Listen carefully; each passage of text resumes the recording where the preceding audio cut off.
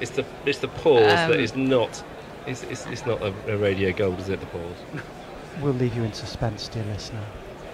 I think that's been replayed a number of times, hasn't it? So people might be able to recite that back rather than being able to. You join us at tea, the third final session about to get underway. England 207 for 3, lead of 330. It's Josh Robinson's going to do the ball by ball and the jingles. Oh, I thought you were doing. Oh, I thought I had tweets. Okay, you do tweets, I'll do ball by ball and jingles. Yeah, I thought it was that way round, okay. Just why we're sitting here. I'll do that. And we've got Ezra Hines in with us. So we're going to have a chat with Ezra.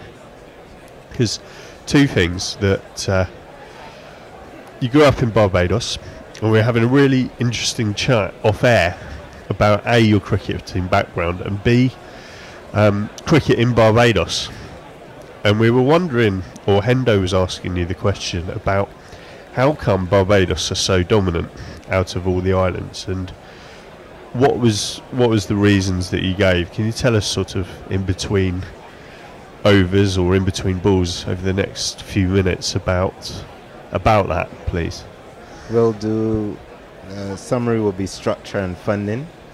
So we have first the infrastructure. Even though one of the English journalists called Kensington ramshackled, which a lot of Barbadians took offense to, since that's our Mecca in the Caribbean. But our structure is of such that we have a lot of cricket playing facilities.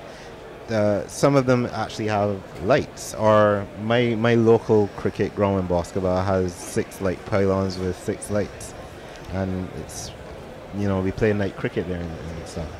So continuing to bowl after tea, the West Indies down a bowler, of course, because of the injury, will be this man. Rust on Chase. Round the wicket to the right-handed, as yet unjingled up batsman, who prods the ball out into the offside, no run. Where did you find that one? I'm not sure whose this one is. Chase again round the wicket. This time it's clipped off the pads towards a very wide mid-wicket, no run. The batsman facing at the moment is this man.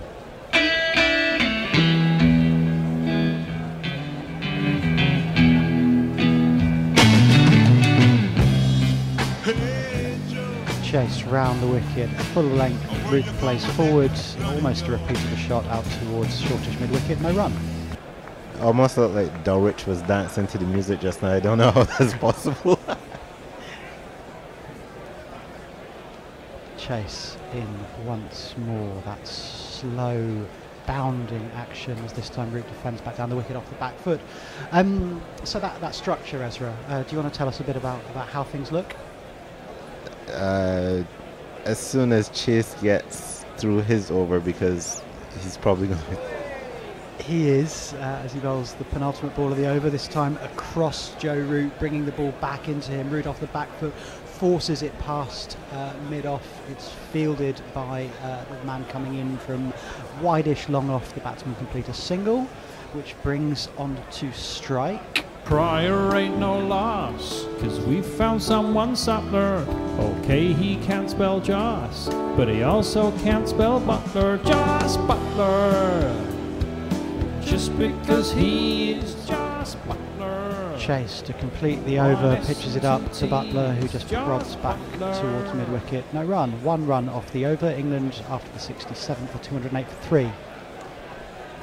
So in Barbados we have, as I said, a lot of cricket grounds. Our cricket grounds, a lot of them have lighting. We play cricket day or night. Now from primary school I played in what was called Herman Griffith cricket, which is before, I can't remember, what do you call guys at 11 just before they go into secondary school? Is that like Key stage 3 levels, year 6. Year 6. Key stage 2. Yeah. Right. So year 5 and 6 they would play competition. We have zones in the island, so I was in the northern zone, and we would play amongst each other, and you work yourself up to a final, island final. And then at every stage, on the 15, on the 17, on the 19, all of that, we play against each other right through secondary school. I'll jingle up the bowler. Alzari Joseph. Round the wicket, wide of the crease. It's left alone by Root, sails through to Dowridge, no run. Right. Interestingly enough, some schools, like we were speaking about Commonmere, and Gladstone said he went to Commonmere, and a school like Commonmere would have its own cricket team playing in something like second division, and they merged. Gladstone was saying they merged to become combined schools, and they play against regular Barbados players sometimes, or retired players. Joseph in once again, right arm over the wicket from wide of the crease. It's left alone again, no run. So then that's the BCA structure, which is Barbados Cricket Association. So you've got there's no clear separation as there is in Britain between school cricket and club cricket. Well, it's a bit like you would find in Britain, say 3rd-11 or something, you would have players, a couple of youngsters that are really good playing in those teams or on Sunday teams and friendly But this teams. time it's the schools themselves that play in the leagues. Yeah, so you'll have an entire Joseph round the wicket again, back of a length again. Root just lifts his bat, leaves it up at shoulder height, lets the ball sail through to Dowridge, no run. Right, so it'll be like flipped almost, where you have an entire team, say like 8, 9 youngsters, and you might have like someone in a player coach role or a senior past student or something making up the team. And that team would actually be in competition. So it wouldn't be all current pupils at the school? It could well be. It all depends on, year on year what happens. It doesn't have to be. It doesn't have to be. Okay. Joseph just fiddling with his run up, and then this time pulls it in short. Root tries to duck under. He's in two minds about whether or not to hook. I thought he'd just gloved it through, but clearly he hadn't. He survives, remains 46 not out off 116 as the camera pans out to some attention-seeking lobster-coloured England fans. Attention-seeking England fans, that sounds Who'd have unlikely, yeah. That pool looks a bit too populated for my liking. Yeah, it's going to be a breeding ground for all sorts of fungal infections, isn't it? Do you have to wear a Veruca sock to get in there? Or? You have to cover your entire body in one. As Harry Joseph in from wide of the crease, this time back of a length, moving away from Root outside off stump, leaves harmlessly alone. Right, so back to the cricket in Barbados. So that's then from there we would have maybe schools playing in second division. We have first division elite cricket. So between first division and elite is where you will pull your players to go to trials for Barbados, then to play regional competition. And what's interesting about that, I was saying that we actually play 3-day cricket in Barbados. At a very young age, this is. Yeah, so at a very young age, those schoolboys were playing 3-day cricket. Joseph in to complete the over again from wide of the crease, and once again it's not troubling a second or even a third set of stumps as Root leaves well alone. At the end of the over, England 208 for 3. So how young or old are you when you play 3-day cricket, and what would be the playing conditions, like 90 overs in a day, or? It wasn't 90 overs in a day. I can't remember the exact number of overs, but we would start around maybe lunchtime. Okay. Yeah. And then we would have a tea break. But when I was playing, you would play 3 consecutive Saturdays. So you've got one game that's spread over 3 weeks. Yeah, so one game over 3 weeks. You had to remember, it. Ruston chasing round the wicket. It just lets that one go down across Joss Butler, down his offside, who leaves it alone, no run. So it's interesting sometimes remembering how you got out a player on the first Saturday when they're backing on the third. Chase again in round the wicket, and this time Butler clips him off his legs gently out along the ground towards deep wide mid on. The batsman complete a single. Yeah, so that's basically the BCA structure, and as I was saying, there's also something called BCL, which is Barbados Cricket League, and with that you have a number, I think like 6 different divisions, maybe more. Chase round the wicket to Root, who steps back, tries to work the ball off his hip, can only find the shortish, very wide mid-wicket, no run. And what are the differences between the two, the BCA and the BCL? Is it one of those things like NFL where you've got NFC and AFC, or is it Chase the big difference? Round the wicket, finds Root's front pad, off which the ball trickles down to the very, very fine leg boundary. I don't think there was a hint of bat in that. That will be... Oh no, it's given us runs. Very gently tickled, and Root's 50 is up. 2 + 2 is on man. 2 + 2 is on man. That's the second one I've got wrong as I look under milestones to play once again the Taylor Swift parody.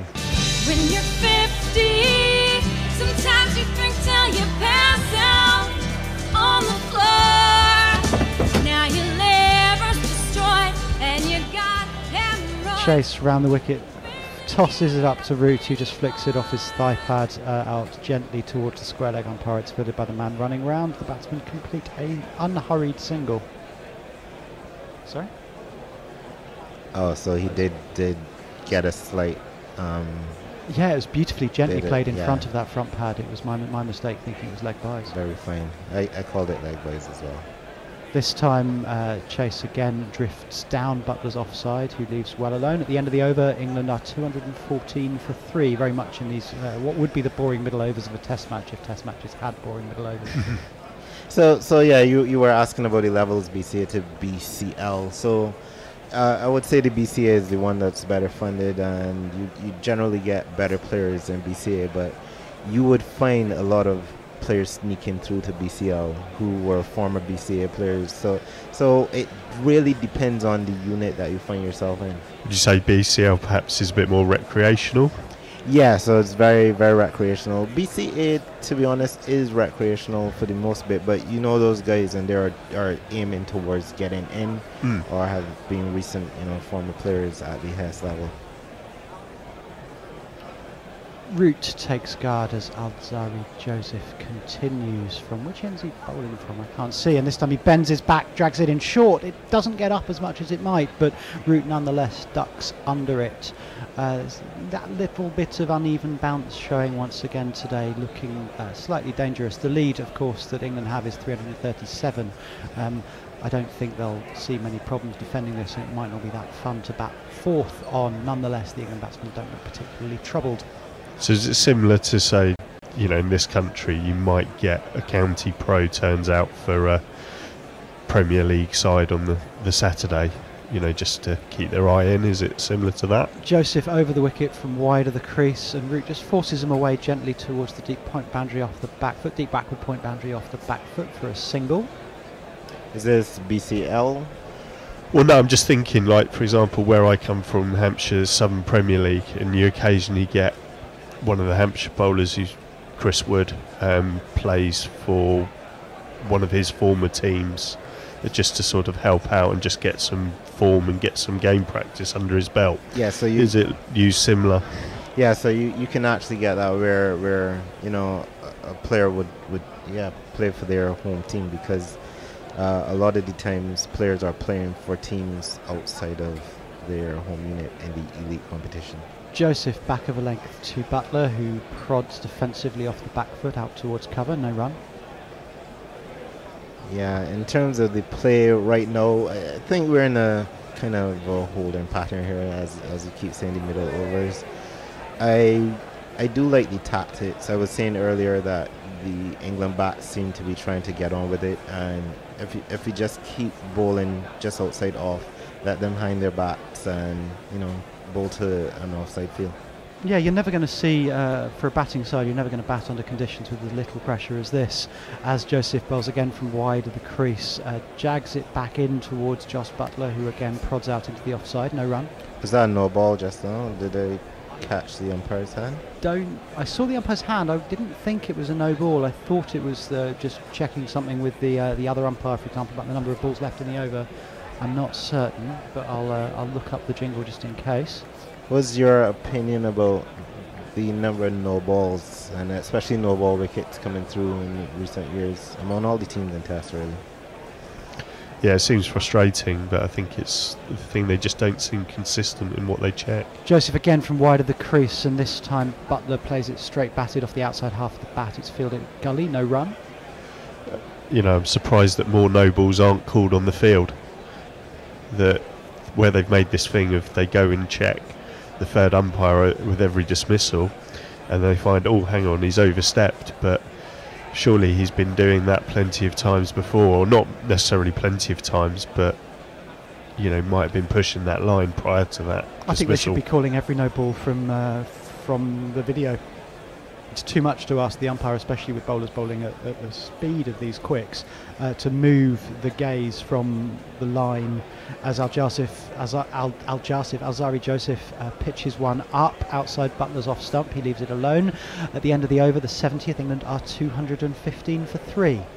Arthurshire says, if I'm right, a great deal of credit continuing to thrive in Barbados goes to Conrad Hunt in his official and unofficial roles as national development coach. Is Conrad somebody you're familiar with, or? I have. I'll tell you a funny one.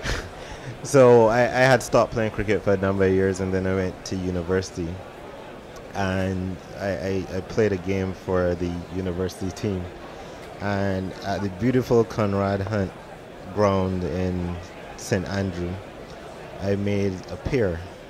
It was painful. So that's your Conrad Hunt link. It's not one of glory, is it? Not one of glory. Roston Chase round the wicket to Joe Root, who pushes forward looking to score. He beats the man at extra. It goes out to long off.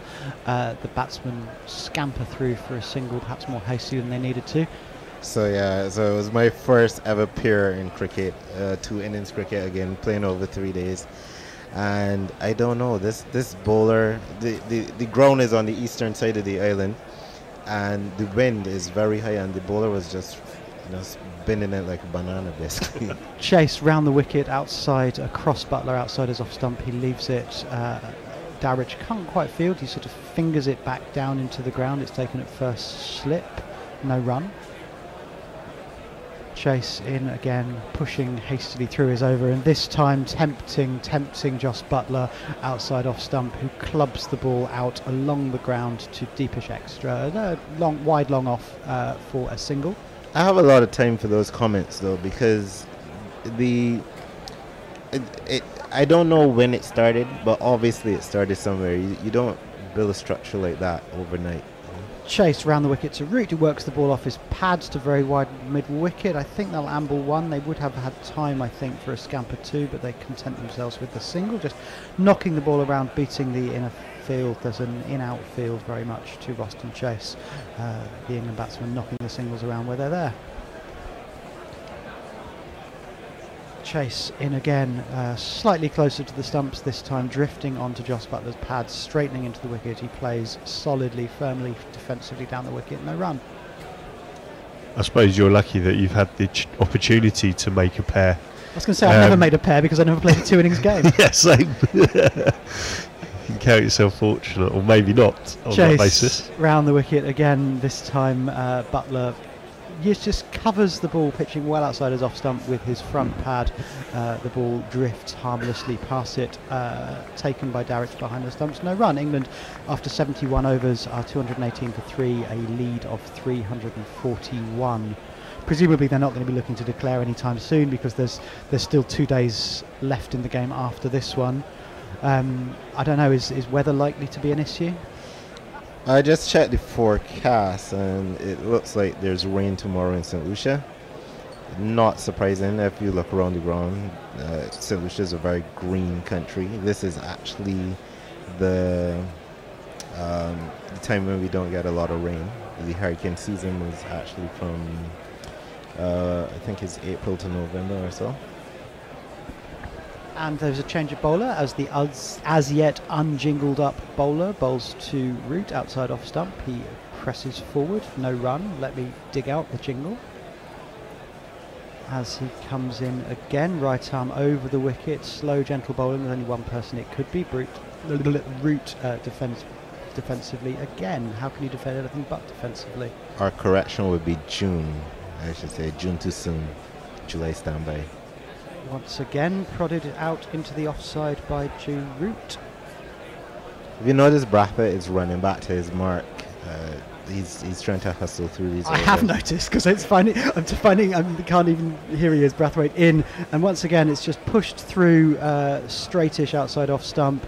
Root tries to beat the man at backward point, almost a wide short third man. Can't do so. Yeah, it's almost impossible to play the jingle and commentate on the ball before he's starting his run. These seem to be 90-second overs now. Indeed, Brathwaite in once more, prodded out into the offside by Root. Here he is. Well, I've almost got time. Craig.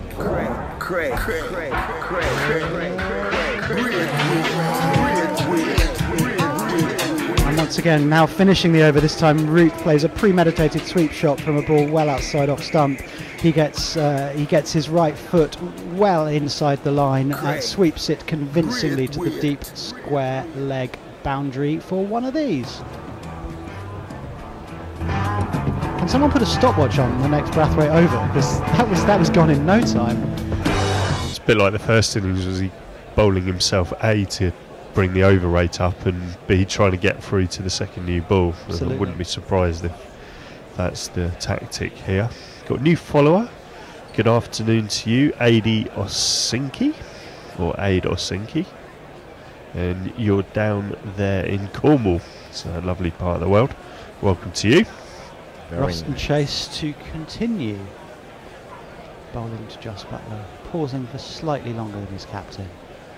As he goes round the wicket to Buttler, who tempted slashes on the uppishly, can't quite connect. It squirts away over the fielder at backward point out to the boundary. There was a lot of air on that shot, but it was landed just about safely, and the batsman complete a single.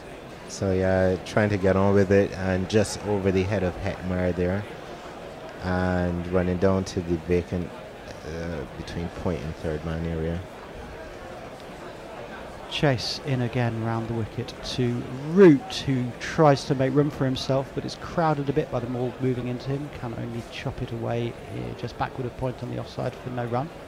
Oh no, it's Buttler. Sorry, they completed two though. My mistake. It was in the air a long time. Chase tosses this one up, tempts Buttler, who drives out towards wide long off for a single. Got an interesting tweet from Knackle that I'll read out at the end of the over. I'm waiting for Sky to show me the field. It's almost impossible to see what it is. You can sort of divine it from the occasional shot. There's a solitary wide slip as Root pushes the ball out towards extra cover, no run. There's an orthodox point and extra, both on the single. We've got a long on, not much else that's within sight of the camera. Chase again round the wicket to Joe Root, who pushes the ball out again to that wide-ish long off. Who's there saving two. The batsman amble through for the allowed single. So far on the off, it looks like a slip, point, cover, and that long off. I imagine there's a sweeper on the cover as well. Chase round the wicket, drifts across Joss Buttler, who also just pushes the ball flamboyantly out towards that wide long off saving two. He pinches the strike. England at the end of the over 227 for 3. The lead has gone up to 350. Test wickets by those whose first name is the last name of a US president. Garfield Sobers, West Indies 235. Arthur Maley, Australia 99. Nixon McLean, West Indies 44 wickets. Arthur Langton of South Africa 40 wickets. Arthur Gilligan, England 36 wickets. Arthur Jones, England 34 wickets. Arthur Morris, Australia 25. Lots of Arthurs, and you've also got Clinton McKay, which reminded me, I think, I'll break off. Brathwaite over the wicket is prodded down the ground by Joss Buttler, not entirely convincingly. It's fielded by the bowler. The batsman will be disappointed because it means the ball will start that much more quickly as he starts his walk in now, who once again tosses it up, and all Buttler can do is push it back towards mid-off, where it's fielded by the bowler for another dot ball. And by the time I finish that description, Brathwaite is once again trotting in, tossing the ball up. Ooh! Ooh, and Butler tries to make room for himself on the offside in order to sweep. I think he kept his back foot down. He missed the ball completely. There's an appeal for a stumping. We've gone upstairs. Let's see whether or not that was out. Now it's a time of great decision. It is a legitimate good piece of work there by Dulwich. Well back on the crease as spinners should be. Oh, this is gone. This is he's got his back. He was well outside his crease at the point when he played the shot, but he dragged his foot a long way back in very quickly. Sharp work by Josh Butler to slide his foot back into the crease after he'd missed the ball. Dowrich did nothing wrong, but yeah, not out. As this time Butler just works the ball off the back foot towards that sweeper on the deep extra cover boundary. The batsman wander a single. So a bit of expansion of what happened. And now we have a little break for a beach ball. But a bit of expansion there on what happened. So Dulwich would have gathered the ball and would have given it some basically give back towards him and then come forward again. If you see, as this time Root steps forward, plays the ball off his toes out towards the man at long on. So batsman complete a single. So a keeper like Dhoni, for example, would have been snapping those bails off. He doesn't give the ball as much. He doesn't let the ball come back before bringing it forward, does he? As Brathwaite comes in and this time is outside the off stump of Josh Butler, he leaves it alone to complete the over with a dot ball. England 229 for 3. So that's exactly. I stopped it at the DRS review and started back, and we have a minute and 31 seconds. So wow, good work. 90 seconds overtime for Craig Brathwaite. Josh Holland, for the second time today, we had a trio of Josephs in play. And Pirate Badshaw of Dublin says, post-1922 leaders of either Irish Free State, the Republic of Ireland or Northern Ireland, the winner is Craig McDermott, Australia, 291 wickets. Far too many Craigs for a list, but the highest and only T-shirt one is Kenny Benjamin, 92 wickets. And Chris Tyndale tells us that there was a Lincoln Roberts who played one test for the West Indies, but he scored no runs and took no wickets. That's as good as my test record. As Roston Chase continues around the wicket to the right-handed Joe Root, tosses the ball up in the air. Root presses it forwards, basically through the legs of Josh Butler, who jumps out the way. It's fielded by the man running round from long off. The batsman will wander through for a single. I mean, Brathwaite's making Chase look slow, and Chase gets through his overs pretty quickly. We're going to be breathless by the end of this session. As Chase comes again round the wicket to Josh Butler, this time the ball kicks up and sort of somehow, no one's quite sure how, makes its way towards the vacant very short leg area for no run. I can't tell if that was off batsman or wicketkeeper actually. So that is going to bring me around to one of my favourite topics in West Indies cricket. Chase this time drifts onto the pads of Josh Butler, who can't beat the man at short mid-wicket. No run, he remains on 44 off 95 balls. What's that theme? Players who played only one test for the West Indies. Ah, excellent. Chase round the wicket, looks like the one that might go with the arm. It doesn't. It's worked away just behind square on the leg side, along the ground safely for a single. And some of the peculiar reasons why. I mean, when you examine it, you really want to know why these players only played one test. Chase closer to the stumps, this time drifting outside off, bringing the ball back into Joe Root, who cuts against the skin deftly, delicately. It runs out towards the deep backward fielding, and his Hetmeyer just cuts it off. The throw is good, but is over the head of Dowrich, which is probably quite an easy thing to achieve. But there are no overthrows. It's beautifully cut. Played almost out of Dowrich's hands by Joe Root. So late was that cut. Yeah, well backed up by John Campbell at short mid-wicket. Chase in to complete the over, and Butler plays it with his front pad. out towards Gully, no run. Yeah, one test wonders for England's always a good conversation starter. So who's the most notable one test wonder for the West Indies?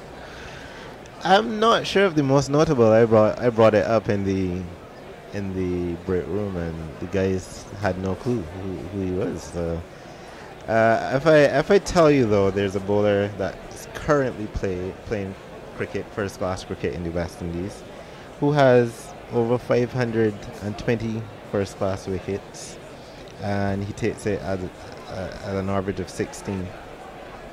Would you believe me? Brathwaite over the wicket outside the off stump of Root, who leaves it alone back of a length, no run. Well, no spinners do very well in the West Indies there, so it's probably a spinner, I reckon. This time Root steps across in order to paddle sweep out towards the long leg boundary. The batsman managed to run 2. There's an excellent throw. The batsman was safe. I'm going to opine without resorting to the replay. Yeah, if you look at the body language of the players, it's quite comfortably. How many tests has Narayan played? Off the top of my head, I think it's in the teens. Okay. I think it's in the teens. Spin bowler? Yeah.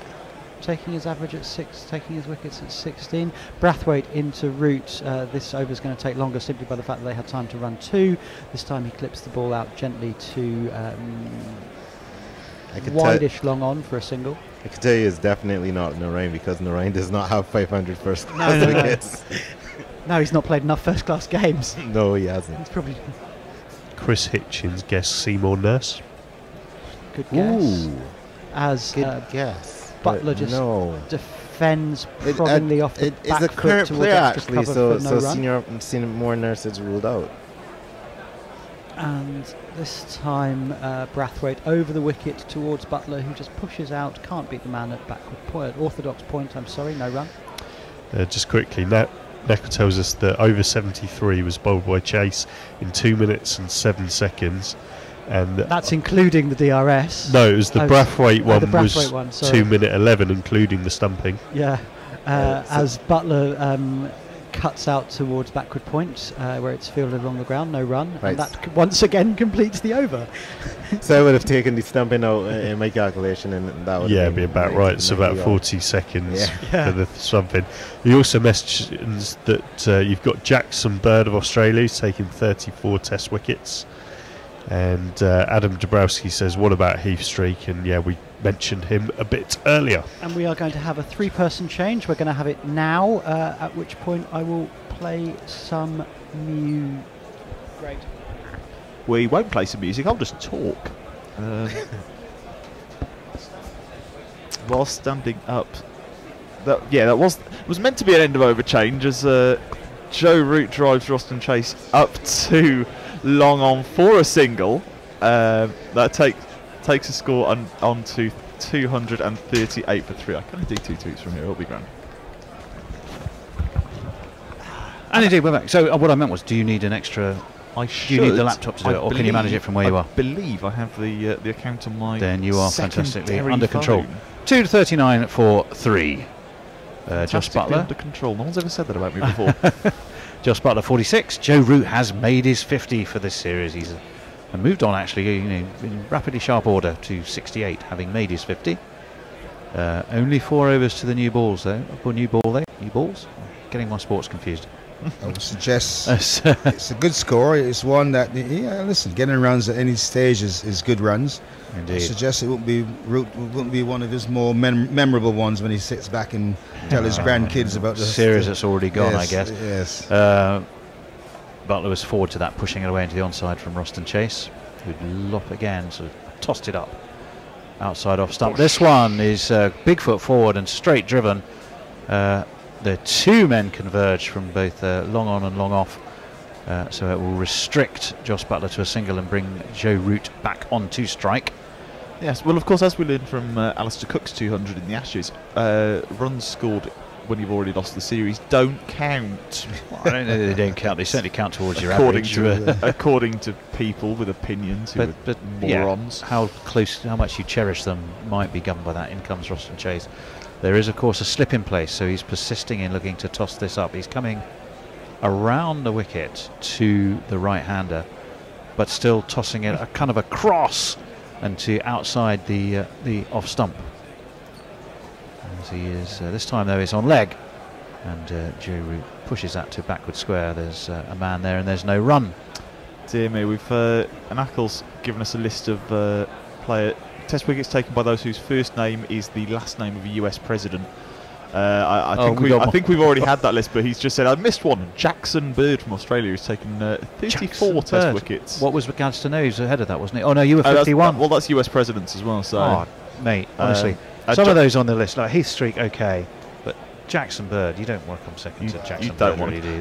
Jackson Bird was very, very good. He's an Aussie for a start. He was very good, very briefly. Josh Holland says no one's getting banned for over 8s today. No, indeed not. Well, no, not given the speed. Oh, and that's done something. Brathwaite, it did, and it nipped back in. It nipped back in at Josh Butler, and he just managed to get the ball down on it. Something. Bye-bye. Josh is heading out.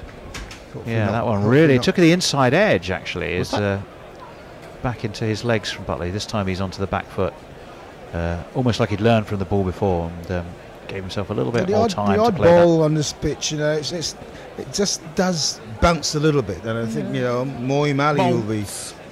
I suggest will be who puts a lot more revs on the ball than these bowlers do. That one was short and wide of the off stump and left alone by Butler through to Dowrich. This one again, he gets that big front foot forward and kills any hint of any spin. Well, you'd like to think that day 3 pitch, moving into day 4, it might start to do a little bit for the spinners. And well, that was interesting. That was cut away to point. They took a sharpish single, possibly not sharp enough. If the throw had been more accurate, and if Dowrich had just been that little bit quicker or cleaner in gathering it, we'll just have another look at that now. Tell you what, that was a wonderful it's diving flicked stop. away to point. They stopped. Yeah, Dowrich didn't take the throw in cleanly. Well, the throw was in Dowrich's defence was a little bit wide for him. Yeah, it was. To be fair, it's a little bit wide for him. It wasn't quite they over stopped. the top of the It was the stumps. classic. If you're going to commit to something, commit to it. But they did that little stop in the middle and then decided to carry on. I think it was a good bit of fielding. The ball was played wide of the fielder. It was. It looks a substitute fielder, so he's probably young and sprightly, and he got to the ball quite quickly. In came Brathwaite. Root was comfortably in behind it and concludes that over. None for 15. You say young and sprightly like it's a bad thing, Gladstone. Well, says the 27-year-old to my right. I'm just envious. I remember. Well, I don't even remember being young and sprightly, to be honest. Oh, come on! You're younger than me. I'm sure you do. I never feel like that. I can assure you. Diving. Anyway, 242 for 3. No, I'm trying to think back. Gladstone Small on the boundary, hurling himself to prevent a 4 or 6. That's not something that sticks in my mind. It may have happened. The size 11s came out on more than one occasion. Yeah, I was of the opinion that I wasn't slow. I wasn't slow across the outfield. So Butler spanks this away into the offside, sort of wideish mid-off. But there is a man there, and it is just a single. Well, look, you can just say I'll get the ball. I'll get the runs back on a bowl. Well, there was that area, but yeah, listen, I was a decent fielder, but we must admit the fielding now in all forms of the game. And that is swept away. Oh, and a horrible piece of fielding on the deep mid-wicket boundary. Who is that? Is that Campbell? It's someone who's crap at fielding, apparently. By the way, this fielding now is just up a notch, and not just the batsmen or fielders, but also the bowlers now. You see these guys diving around, and I believe actually to get the young Paul, who's injured. Yeah. He actually injured his leg today, chasing after a ball. Oh, he did. Yeah, he pulled a muscle there, didn't he? There you go. There's on to the back foot goes Root. That's evidence enough for why bowlers shouldn't feel too energetically. There you go. You got it in a nutshell. There it is. Oh, it took a horrible bounce, actually, didn't it? To be fair, and it enabled them to come back for 2. And Ruston Chase skips in again. This is a ball on a length, on off stump, and it does worry me. And you do see the guys hustling and bustling, and they're chucking themselves around the field and they're diving and they stop a single. You know, and you think, oh well. Every run might count. Times have changed. As in comes Roston Chase, and this is clipped away to wide mid-on, and there is no run. Well, there is a run. They take a single. Of course they do. Question. What am I saying? We've had some talk in the last few days about how, you know, being a couple of overs behind the rate is a bad thing for the paying customer, and it's a real issue for people who pay so much. Is this not worse, being this far above the over rate, but there being Roston Chase, no entertainment? There was real turn there, and it was worked off his hip by Butler, but there's a man at short leg, and thus there is no run. That concludes another rapidly dispatched over from Roston Chase. He is none for 83, so Bridgetown must seem like a long time ago. And listen, and that's the Test cricket, and it's the phase. Yes, it's not been entertaining. The West Indies, you know, the bowlers actually they bowl hard on the first day one. They didn't have much break between, you know, they got bowled out in, I don't know, 50, 60 overs or whatever it was. Brathwaite, forward comes Root. It's man not at meant mid off, no run. It's not meant as an indictment of necessarily the way they're bowling now, but the in terms of the idea Brathwaite that again, back goes Root. The idea that a lower over rate necessarily means that the cricket's less entertaining. Fair point. Well, I think it's going to take an interesting turn in 4 balls time, because I'd be amazed if West Indies don't take, as Brathwaite actually has to pull out of that. Joe Root's step backwards, something clearly had caught his eye or distracted him, and he wasn't set. Brathwaite skips in again. Joe Root is forward. There's no run. I can't imagine the West Indies not taking the new ball. Can you guys? It all depends on how much interest they have on winning this Test match. And you can, with a series already won. Well, you can see from the way how it's gone the last hour or so, they clearly feel is that their chance of winning this game is pretty much nil. Disappearing away from that's pushed away to mid-wicket by Root. But again, they elect not to run. So 2 balls left of this Brathwaite over. This one's wide outside of off stump.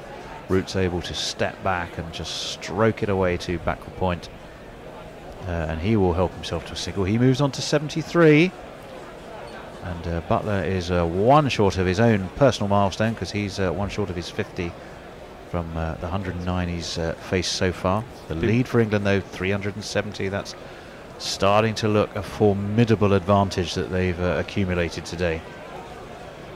And 247 for 3 is the score overall, but it's really that lead that focuses the eye more than the score for the innings. Forward comes Jos Buttler. He didn't seem to really play that with him much at all, and it's just pushed away into the offside. They will take another single. That is his 50. Well played him. 50. Sometimes you drink till you pass out on the floor. Now your liver's destroyed and you got hemorrhoids, and you can barely get it up anymore. Well, there we are. That's his 50. You're not going to run them through every single 50 jingle you can find. No. A good 50 by Butler. Very good indeed, I think. Not the most challenging bowling he's ever had to face. And a 100-run partnership between Butler and Root. This is England's, is that the second or third 100-run partnership of this match? It's, which, you know, it shows. And chanceless as well, I think, this time around. I don't think we count the review. Denley it was who was dropped at slip. Denley was dropped at slip early on today. And it is time for a drinks break. Probably a mental reset ahead of that new ball being taken, I would have thought. And indeed, it looks like a brand new cherry in the hands of, I'm guessing, Shannon Gabriel. No, it's Roach. Kemar Roach. It's Kemar Roach. 3 balls, please. He ain't no dope, he ain't no weed. That Kemar Roach, he deals in speed. There goes Kemar Roach. Oh, yes. If it's the bear in the house. If he is, he probably wants to mix the jingles up a little bit, volume-wise, from what I can. I think he's. I think technical support is available, but he may be technical support to pick his kids up. And this one has 2 slips in place. But Butler is onto the back foot and deals with it comfortably enough. So there's no run. 2:48 for 3. Butler has just reached his 50. Joe Root on 73. And the lead, a steepling 371 runs. And that's the key now, is that both these batters are well set. Butler 50, They are. Root 70 odd. So hence the new ball, yes, it will come on to the bat a bit quicker, and that might be to their advantage to get Indeed. the ball through. In comes Kemar Roach. Third slip has been brought in, and that is wide of leg stump. I don't think he laid any bat on that. It had poor old Shane Dowrich leaping away like a salmon to his left, and I'm not sure he laid any glove on it at all. Appears to have been given And as runs. has been given as runs. He must have got something on it then. Oh well. Oh yeah, he did. But Shane Dowrich was never really in the game for a catch on that one. It was simply too far, although he made a manful effort, to be fair. Really flung himself to his left. It really is the Jordan Pickford argument all over again, isn't it? If he was taller, well, there you are. He was the height of the average man. Anyway, in comes Roach. This one is bad. Moving away from Joss Butler, but seemed to do most of its movement after it had left the bat. It was through to Dowrich behind the stumps. And no run. They have, but I was surprised they only had the 2 slips initially in the over for Roach. They did very quickly address that and have brought in the 3rd slip now. So I suppose 2:52 for 3. I suppose the question now is, and I almost hate myself for bringing it up, but England declare about half an hour before the end of the day, or just England keep batting until the morning? There's a question. Let's address that after this ball from Roach. And oh my, what has he done? That's an extraordinary shot. He's got away with it. It rose on him maybe a little bit more than he was expecting. He was looking for a pull, but it was a kind of a stop pull, where he seemed to stop the shot 3/4 of the way through it. That's precisely what he was pulling out of the shot at the end, and the ball result was it kind of came off the bottom of the looped up to mid wicket, but the West Indies didn't have a man there. What kind of between mid wicket and square leg. A net result, Butler was able to help himself for 2, but rather fortuitous, I would have said. Anyway, 2:54 for 3. Slips go down, and that one is completely through him, and Roach has his man. Butler was completely hook, line, sinker, done like the proverbial kipper. His off stump has been pegged back. Roach has his man. Butler is gone for 56. England 2:54 for 4. And that's what the new ball. Yeah, just sometimes you go, I'm going to say something. Is it? Oh no, I think we're having a look, and it's safe enough. It's pitched on middle and moved away. It was a terrific delivery, and Butler just got squared up. Actually, didn't even do anything with the bat. It just went past him and straight onto the stump. It was a brilliant piece of bowling by Roach. He predominantly brings the ball back in from outside the off stump to the right-handed batsman. That one he pitched on off stump. He rolled his fingers down the side of the ball to bowl a leg cutter action, and got the ball to straighten from that line. Absolutely did. It was on middle Butler, to off, wasn't it? Butler was working the ball through square leg, down to square leg, because he thought it was just going to be the usual right into movement from Roach. So it was a clever piece of bowling. The new ball has done its trick, and got the West Indies the 4th wicket. So they'll be hoping that's their plan now. Will hopefully to get the rest of this England batting or a collapse, which we've seen happen. We have, and if they can say keep their chase to the 400 run mark with 2 days to go. Tails up, come into the as they come out to bat. But I will say, England's got this game in the bag. There's no chance of them getting. Now, Gladstone, you did say something there that I thought was rather interesting. Sorry, we want to do some tweets to you, but just very quickly. He was working the ball away to leg. With a brand new ball that's going to be moving, do you not take a little bit of time to get behind it? Or do you think we're so far ahead, let's just keep going? I just that was one now. See, that was one of those moments where I think the skill of the bowler. There's the example how Roach rolled his roll. That's a good ball. That's a good ball. I mean, and yes, I hear what you're saying about Roach's line of attack is generally angling in. Stokes is a new man, and this ball's past his. And I just think that wicket. I think you got to give that. You just give that one to Roach. I mean, fair enough. It's not just batting error. Sometimes the skill of the bowlers can come through, and that's down to Roach. Absolutely. Remind me what you used to. I believe. But you're absolutely right. We'll take your. I'll take your point on that. That's the end of the first over with the new ball, isn't it? And this is the new batsman. Ben?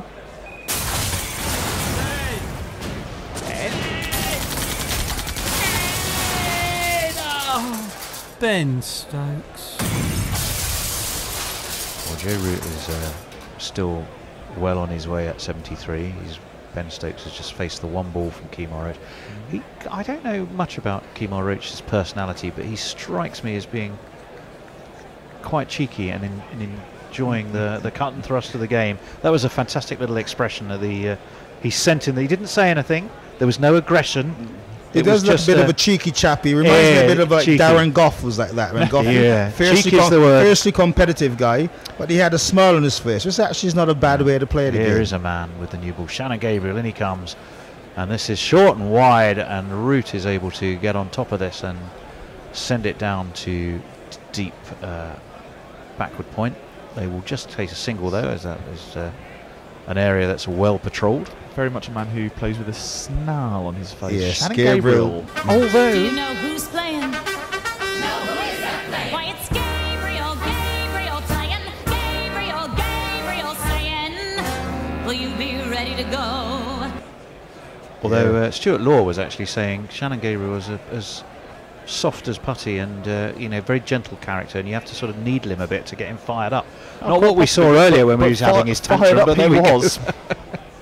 Well, he was having catches dropped off his bowling. He went past the edge of the bat, so he wasn't very happy. But his pace, he's still fast. He's still up in the high 80s, as opposed to the first innings when he was at over 90 miles an hour. Indeed. So he looks a little bit tired. He looks a little bit tired for me today. But let's see if he can stoke up one big effort here. He needs it. The West Indies team needs it in order to, hopefully rein in the rest of the England batting lineup. Well, he's going to be in now to Stokes, and Stokes is onto the back foot to push this away to mid-wicket, and there is no run. Everybody appears to have got home from work and started tweeting us. Arthur just says Brathwaite might avoid being banned for over-8 only to be banned for a dubious action. Chris TV says test wickets by those with a first name whose first name is the last name of a South African president. None as far as I can tell, but Berta Dippenaar, his name is almost Berta, but he has 0 test wickets. So sorry for wasting everyone's time. Nakul Pandey says he's asking if I said that Darridge went with the wrong hand. Very good. Brez at Jindo Flicks just says, I'm blaming you, lads. I'm not sure what for. We were seeing, was it Ben Stokes sort of taking his boot off? Was it a heel problem that he had that made him a slight doubt for this game? I think it was. I think that was an issue before the start of the game. So, but he's just come out, played one ball, faced one ball, and he's changed his shoes. If he's just changing his shoes, that's okay. If he's thinking he's got a serious problem, then he is currently. Yeah, he is. Just you're right. He may just be changing his shoes. He's gone. He's gone back for his lucky shoes. Obviously, he's obviously got a superstitious. That's what it is. Batting superstition. He's put Mark Wood's left trainer on by accident. Big sexy Barry says still only 1 Test century for Butler. Yeah, well, bugger off. He's still good. There you go. Adrian Morris says Kemar Roach doing his best stringer bell with that send off. Anyone? Which one was that? Say that one again. It says Kemar Roach doing his best stringer bell with that send off. Stringer bell. I'm not quite sure what that means, but I may have got something wrong. Yeah, that doesn't. It was quite amusing though. We'll get some canned laughter on the jingle machine for you, mate. It'll be fine. And it was interesting you mentioned about obviously and it's something that often grates with me when a batsman, gets out.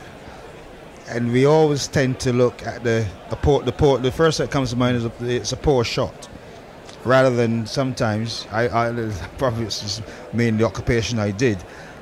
I looked at the quality of the quality of the ball and more often not it's the ball that gets the wicket rather than the batsman, you know, playing a poor shot. Absolutely, and often that poor shot is, you know, a poor shot can be the result of, you know, 2 overs of build up from the bowler, you know, running in. This is what you should expect from me. This is what you should expect from me. This is what you should expect from me. And then when it's not, I was looking actually at the pitch now. Isn't it a chap called Kent Crafton who's the sort of head curator across the Caribbean, but specifically focuses in on the Gros pitch at Beausejour, or the Darren Sammy Stadium, and he's the one who Darren Sammy had been talking to, that Jason Holder had been talking to, asking for livelier wickets, which he's duly provided. But he also has a bit of a trademark in trying to create sort of patterns on the outside playing area as well. He's definitely succeeded in creating that. So this is a unique one. I've never seen this pattern in the outfield before. But it's interesting, actually. That's an interesting situation that this one groundsman that is preparing the pitches across the various West Indies. He's overseeing it. I don't know if he personally goes from pitch to pitch, but here's the role of overseeing it. I like to think he does. Apparently, he also has a brother. Does Crafton? Well, I think they've certainly got it right with the matches, the pitches that they've prepared for the Test matches this series. It's produced wickets that's definitely challenged the batsman. It's not been blank. If you get runs, and there have been runs scored, you've had to be brave. You've had to have a good defence, and be sure about the shots you play. And if you bowl the right line and length, you've taken the wicket. So I think you're right. It's the classic. The results wickets that offer something to the batsman and to the bowler. I think in the second test there was maybe a little too far in that direction. It's a little bit uneven, uneven. When there is essentially a bowl shape in the middle, like on a length. Yeah. It was a little bit too uneven. The Antigua pitch. But ultimately, I mean, look, you'll have pitches all over the world that go a little too far in favouring batsmen. There aren't nearly as many that go the other way in unfairly favouring bowlers. Or overly favouring bowlers. So I think a little bit of evening out. There's always that fine line where you want to produce a pitch that has space and bounce, because batsmen want space as well. The batsmen want space. The more the ballers coming on to the bat, you haven't got to use. England-India at Trent Bridge a few years ago was just the slowest, crappiest wicket of all time. It was a horrible game of cricket because of that pitch. Well, we've had that delay for Ben Stokes to reset his footwear. He's now going to be facing Shannon Gabriel, who has that new nut in his hand. And that was just wide of Stokes' off stump and really climbed up a little bit. But again, it was a ball on a length, so Stokes was able to step back and let it through without too much trouble for him. It was a good leave. 55 for 4. It was a good leave by Stokes. It was a good ball, a new ball. It went through, it bounced. Darrett, the keeper, took his hands above his head, and just shows, you know, the new ball. And this opening pair of bowlers, they'll know that this is their chance. If the West Indies have got any sneak of this getting a result, they have to make this new ball count. Well, they've got to basically elicit another collapse, haven't they, and use the new ball as the catalyst for them to have a go at doing it. Gabriel's around the wicket, and Stokes has pushed this off his legs to mid-wicket, where a lively bit of fielding means he stays on no runs. Now apparently Kent Crafton has a twin brother who is actually the development coach at Gros. But people quite often grab his brother and ask him about the pitch, and they grab Kent and want to know how the young players are getting on. And that was that. Oh my goodness! This is the Ben Stokes wicket from the first innings. Oh yeah, thank goodness for that. I was hoping against all hope that was a replay. I'll be honest, I've watched it enough times. Gabriel is coming around the wicket now. Ben Stokes is forward. He doesn't really time that, and it's straight back to Gabriel, who, walking back to his mark, has a good old-fashioned look back at Ben Stokes across his shoulder, just to let him know that, as if Ben Stokes didn't already know, that he didn't really time that particularly well. Yeah. No, I think he was just saying to Ben Stokes, okay, that's your one chance to drive me. There's no more drives, mate. You know, he has been snarling. I know you mentioned about the Stuart Law, the ex-West Indian coach, has said he's a bit of a soft guy, but he has been a bit snarling a bit more this series. I think the message might have got through. When you poke him, if you poke him in the wrong place at the wrong time, I suspect he... and that one. Well, that was extraordinary. That kept low. That just kept low. Yeah, that one kept low. And it was Stokes quick. Was kind of all over it. It was certainly quick, but it had poor old Ben Stokes in a right old tangle. Just short of a length. You'd have expected it to get up more, and it didn't. Stokes, no footwork, just prodded the bat, and it sort of went between bat and pad. Dowrich wasn't expecting it to be so low, so rather than take it in his gloves, he seemed to be falling backwards and using the Gladstone small boot technique rather than the hand or glove technique.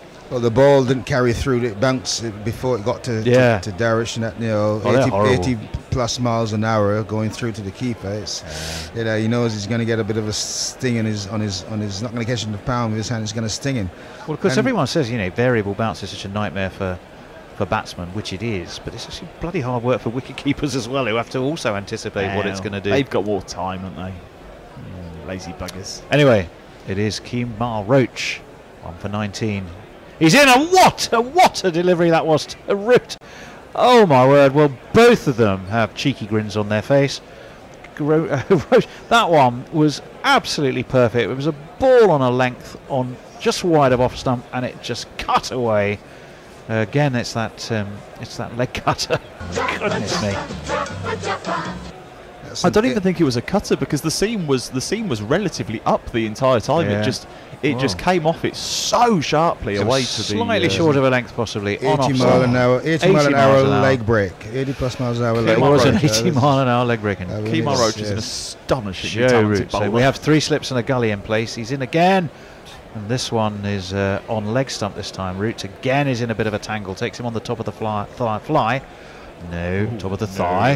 Top of the fly would have been quite uncomfortable. Yeah. And what makes that previous ball from Roach and the ball he got Butler out with extra tougher to face is Roach. He delivers the ball from quite wide of the stumps. If you had a superimpose where Jimmy Anderson delivers the ball from, Kemar Roach is a good 2 foot further out to the side of the stumps, and then the angle that he then gets to get the ball to go away makes it go looks like a leg break because of that angle. Well, he's in again, and that one's clipped away to mid wicket. Root will be grateful for that, as he has a chance to take one, and I suspect they will jog back for a second, so he moves on to 76. Having been given something of a working over by Kemar Roach for the first 3 balls of the over. There's also the minor issue that because he's coming from so wide of the crease, when it does come in, you almost daren't leave anything, because so much, there's so much of that angle in towards the stumps. It doesn't need to change drastically to completely clean you up.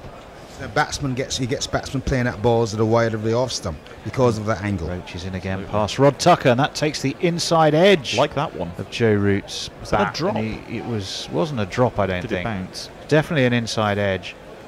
Root was looking for an off drive, which he certainly didn't achieve, and it was through off the inside edge, but it dropped well short of Shane Dowrich, who took it tumbling away to his left. Hiding behind his body. He didn't take it. Now we have a bit of an invasion of new commentary blood. So who's doing what, chaps? So we know.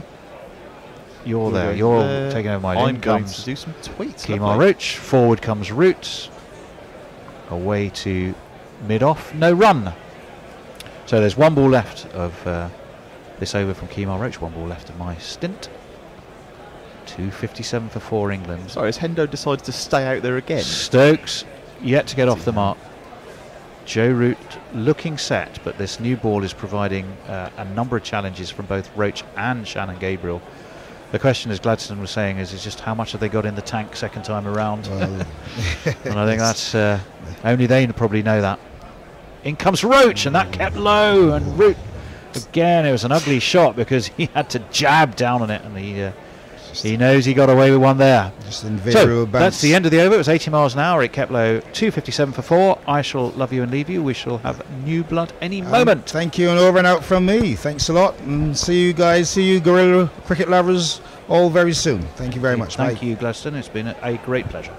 It's been too many overs on a little couch, just like an old biddy. They need to stretch and slouch. It's been a few overs coming, but to the sofa, change gon' come.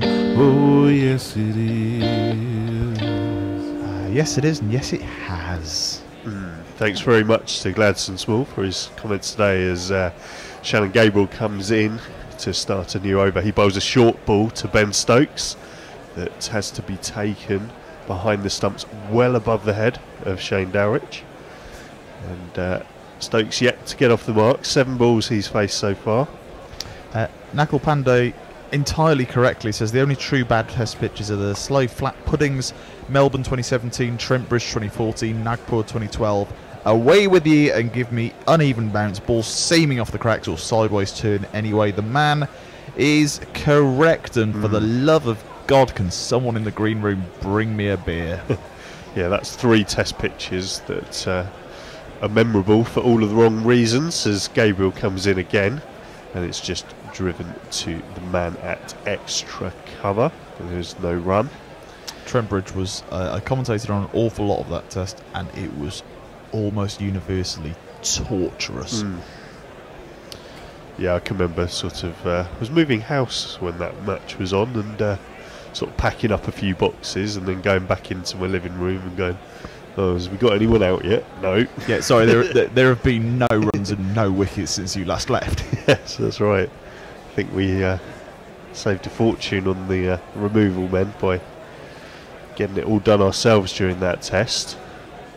So Gabriel comes in, right arm round, and Stokes is away, pushes it just past or in front of the square leg umpire, so Stokes gets himself off the mark with a single. Ezra, how you doing? Welcome you back. You're on the jingles for the first time, so we'll just ease you in hopefully with that. Yep, expect some mistakes, folks. What did you make of that peach of a delivery from Kemar Roach? I mean, I'm sort of leading you on there, aren't I, by saying peach of delivery? The delivery wasn't the action for me, it was the celebration afterwards. It was lovely, wasn't it? Something that has become really familiar to the landscape of T20 cricket, but it's good to see some of it in Test cricket, keeping it interesting. Yeah, so Joe Root's on strike now, 76 not out from 160 balls. Gabriel's going to switch back to over the wicket. He starts his run from just where the advertising is painted onto the outfield. And he has Root in all sorts of trouble. Root tries to pull him, but is through his shot almost too quickly, and it manages to go all the way through to Dowrich, and Root somehow survives that one. Yeah, does that just go over the stumps, didn't it? And somehow past the bat. Nakul Pandey says Kemar Roach not dissimilar to Jasprit Bumrah, chest on, wide on the crease, skiddy angling in, but the ability to move the ball away from the right hander viciously, possessed of a vicious Yorker and bouncer and serious smarts. We call it the full package. Yes, we call it the full package, and his name doesn't include the word bum, which some people might see as a positive. I see as a negative. Yes, Gabriel, a full delivery. And Root tries to chop down on that one, and it races through to Dowrich, who ends up taking that just above his head. It's a lively delivery. Seems like we have a short, a silly, just outside of shot sneaking in. So I expect some chin music somewhere in this little session. Yeah, maybe that full delivery is one to precede a short one. Let's see what Gabriel can do with the final delivery of this over. 1 for 75, Gabriel.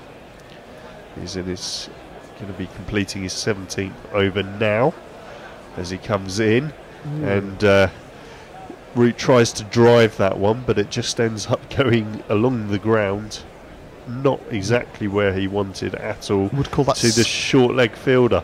If I was being kind, I might call that skewed horribly off the inside edge. Yeah. So Hendo, beer, please. So just the one run from that over.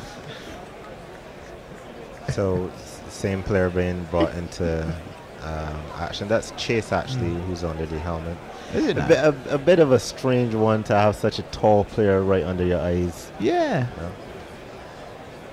Is he somebody that's known for his short leg fielding, or? I've seen him there quite often, but you know how cricket usually works. The person who's most junior normally takes that position, and Hetmer has done really well at that position. So it's kind of a strange one to see them using Chase there before Hetmer. So this is what happens when I moved off jingles, is that I can't just play the beer jingle. I've got to make slightly impolite requests to the green room. Thank you very much, Hendo. I do appreciate it. What are you after? You're speaking to the microphone, I can hear you now. So we're mate over jingles. There's no jingle for the overs. Kemar Roach starts a new over, and it's there's a jingle for that though. Yeah, that's a great shot by Ben Stokes. It goes through for 4, just behind backward point. Yeah, you've got it. One boy for me, I must have 2 or 3. I need 4. Nailed the jingle first time and haven't done what most rookies do and do the double click to give us a bit of a wall of sound. So. Rookies. I broke the jingle machine earlier and the theme tune playing 4 times. So rookies was perhaps a bit polite then. You managed to do that. Oh, believe me, anyone can screw it up. A little of a secret. I may have done this more than once. Okay, fair enough. As Roach comes in, Stokes just plays it to the man at extra cover. There is no run. Oh yeah, you've got some sort of media background, haven't you? So you'll be more familiar with this bit of kit than some of us. Yeah, I would say you probably nailed that one. So it's 262 for 4. England lead by 385. And we've got Roach steaming in, right arm round as he bowls, and the fielder extra cover. He just has to come scampering to his left to field that one. So that's a really good one-hand stop there by Craig Bartlett, who's standing in as captain for Jason Holder. This match, ball driven to his left and just stuck out the paw really. And you know, we've seen a bit of that, but there was some loose fielding going on when the 2 spinners were bowling. But there's been some really athletic kind of ring fielding in the last 10 overs or so. And that's a lovely straight drive by Ben Stokes down the ground, and Brathwaite's got to go and chase that, and he manages to do so. Reels it in about 5 yards short of the boundary, but they'll get through for 3.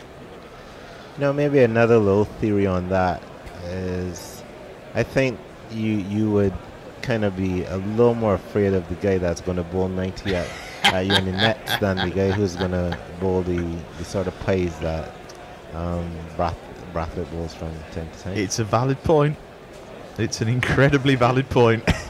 That being said, I don't know how on earth these guys are dropping Gabriel's catches. Oh, I wouldn't dare. I think I'd drop myself from the team if I dropped one of his catches. I might have to retire from international cricket. As Roach bowls one that just beats the outside edge. Joe Root goes through to Dowrich. That one keeping low off the pitch. Yeah, but Root's not looking particularly comfortable out there.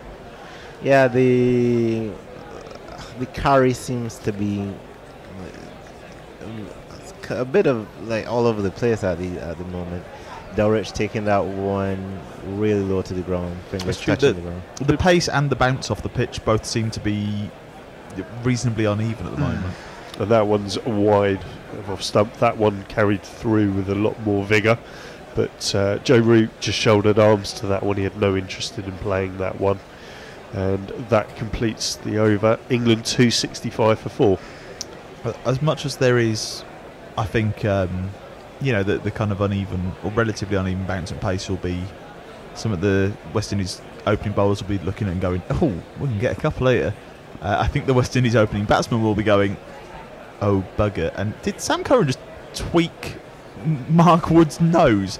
He literally just reached over, grabbed his nose, twiddled it around a bit, didn't even steal it, as a man who looks like a very, very tall Gareth Southgate in sunglasses just kind of looks on with arms folded. So just a quick jingle for him. Do you know who's playing? No, who is that playing? Why, it's Gabriel playing. Gabriel saying, will you be ready to go? Lovely. Yeah, So it is that man, Shannon Gabriel, in right arm around the wicket. Bowls to Ben Stokes, and he dives and steps out a left paw and manages to put a stop to that no run.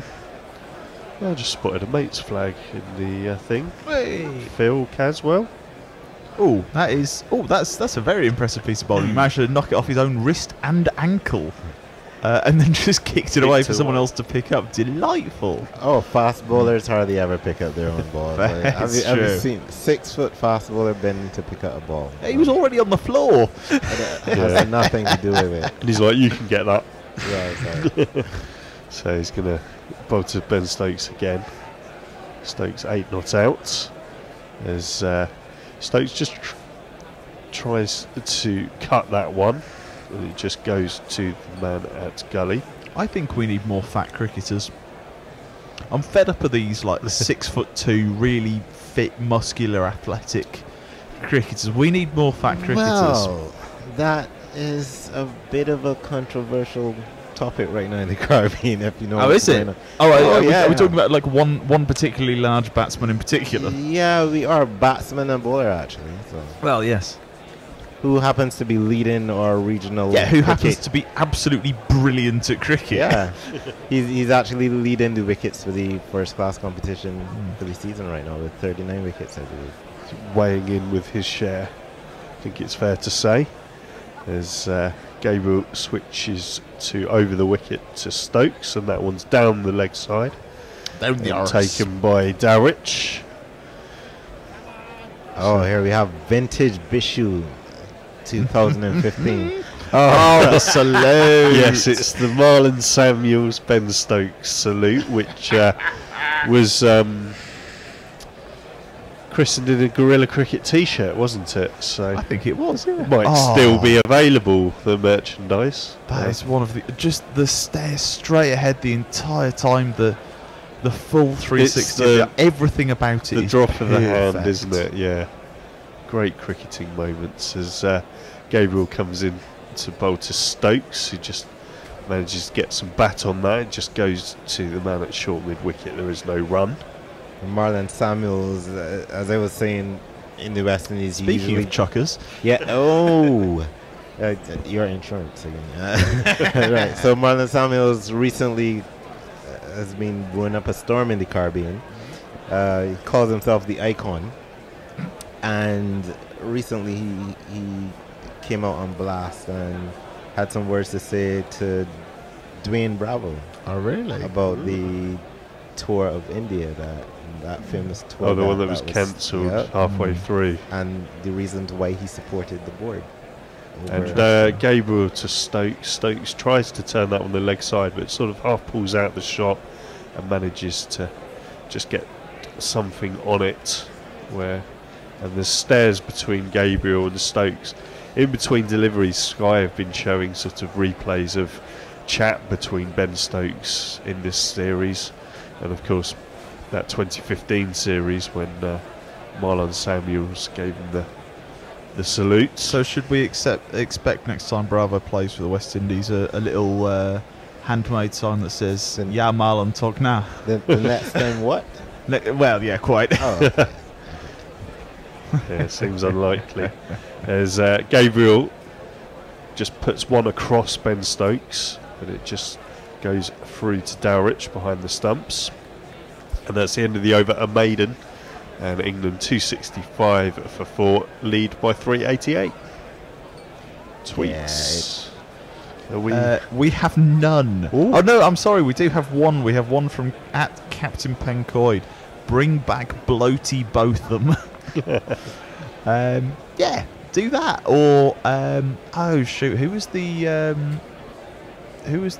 Indian spinner who always wore sunglasses, who was quite right? Pawar? Ramnaresh Pawar? I think it might have been. He did very well in the IPL in its early stages and got a couple of India call-ups. I think he toured England once, possibly as a limited overs player. We'll play this jingle because it's a good one. As Roach bowls one down the arse, as Ian Bryan used to say, to Joe Root, goes through to Dowrich. Let's play that Root. Roach one again because it's a good one. He ain't no dope, he ain't no weed. That Kemar Roach, he deals in speed. There goes Kemar Roach. So it looks like we return to the Mecca in the Caribbean, as we call it, for the first and second ODI right in Barbados. Yeah, I'm looking forward to these as focus is going to start turning towards the World Cup later this year, as that one is played down to long leg and Joe Root gets through 4-2. It's really interesting because ODI has been our worst format in the last few years. If you look at the testing, to be honest, they have been glimpses, glimmers. You have the obviously leads with Shea Hope making the double. You have us nearly defending against Pakistan before Gabriel got the rush of blood for the last 2-3 balls of a test match. As Roach just bowls to Joe Root, who just defends. He has to get on his toes to do that one, but defends it successfully all the same. 267 for 4. And then obviously a test series win against England now. But our ODI team doesn't seem to click. If it's, I think we have not come to grips with the pace of the game. I think that's it seems to be one of those tricky things where a lot of the West Indies better break off. Yes, that one is just finds the thick inside edge of Joe Root. They go for 1. Ben Stokes was interested in 2, but as the ball was just behind the square leg umpire, there was a fielder there, Hetmeyer. There was no chance of them making that second. I think there may be an issue where a lot of the West Indies more successful limited overs batsmen have kind of left the national setup to go to go around a lot of T20 leagues or to go and be overseas players elsewhere, which means that it's not necessarily a settled. I think ODI as well, there's more differences between 50 over and 20 over cricket than people realise. Yeah, absolutely. I would go with that theory because. Yes, Roach is going to come in, right arm round to Ben Stokes. Ben Stokes actually took 1 step towards Roach with that one, but thought better of it and let that one go through to Dowrich. And this is the real contest here because Roach has been brilliant to the left-handers in this series. So we have to see how Ben Stokes goes. Obviously, he's trying to counter the swing and the length that Kemar Roach is bowling with, advancing. That's true. That's right. Fun. So, Roach comes in and Stokes tries the same thing again. He takes sort of 1 step towards. Looks like he's trying to pull or hook Roach, but again, pulls out of the shot, decides that probably isn't a good idea to Roach, and that's the end of the over. I love when Ben Stokes is a weird prick idiot. Knuckle Pandey says he's not exactly fat, but O'Shane Thomas is all-round massive. He's like a defensive lineman. I'm tempted to call him the fridge. And it was Ramesh Pawar, who was the round Indian spinner, sacked as India women's coach after the Mithali Raj kerfuffle at the World T20. Chris Paul, again not the basketball player, probably, says, has anyone mentioned Rob Key as a larger framed cricketer? Used to enjoy watching him bat some good knocks. I used to think it was cruel when they made him field as a short leg, though he seemed unsuited to it. Do we think that this is do we think this is the Chris Paul, one of many basketball burner accounts? I mean, they've all got about 17 of them at this point. Do you know who's playing? No, who is that playing? Why, it's Gabriel saying, will you be ready to go? Very West End sounding jingle there. Yeah, it is, as Gabriel comes in and Root just managed to get some bat on that. That's going to run away through mid-wicket. There's a long chase, but there is a huge misfield there. Surely that's 4. The fielder has dived on the ball. He slipped over, and I reckon he's touched the rope as he got his hand to it. Is this one of those that's gone where the rope would have been if he hadn't kicked it out of the way? I think so. Which is still 4 in the laws of the game. It is It was kind of a poor effort because he did have it covered, but he's overslid it. Yeah, that's 4. Oh mate, oh, that's gone over the line where the boundary rope was. We have to see where his right hand is because the markers there. He was off the ground, and that's Warwicken. Yeah, although when he smashed through the advertising boarding for the rope, I think he wasn't touching the ball, but it's where the ball's ended up. I think the indentation on where the rope was looked like it had. Was it? Yeah, I think that was. No, I don't think. I'm not sure. Lost track now. There's that one just is played out on the leg side by Joe Root. There's no run. Was that 4? Let me check our Lords and Masters at Crick Info. That's a strange one. It was 4. It was 4. Yeah, it was given as 4. 2 + 2 is a man.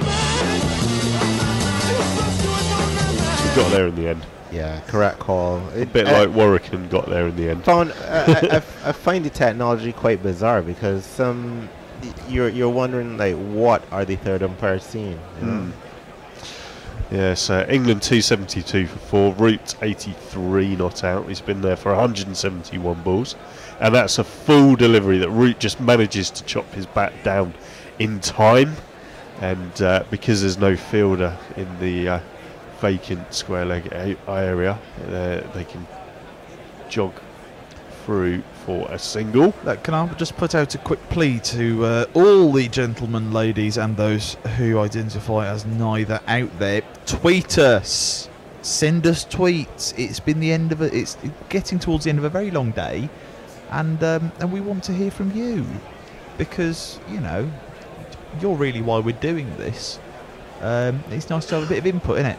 As Anna Forsyth says, turn down lunch with my colleague to listen to you lot. This is what I mean. It's snowing and freezing here, but England are actually cheering me up. Who'd have thought? Yeah, so they're just leads 396. And I believe the sittings from Joe Root is now England's highest of the series. Yeah, no century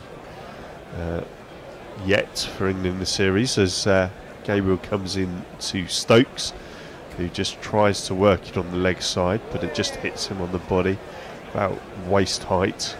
I have to put a plug there for Gabriel with the third ball of the over, which was actually a Yorker, something that you haven't really seen a lot.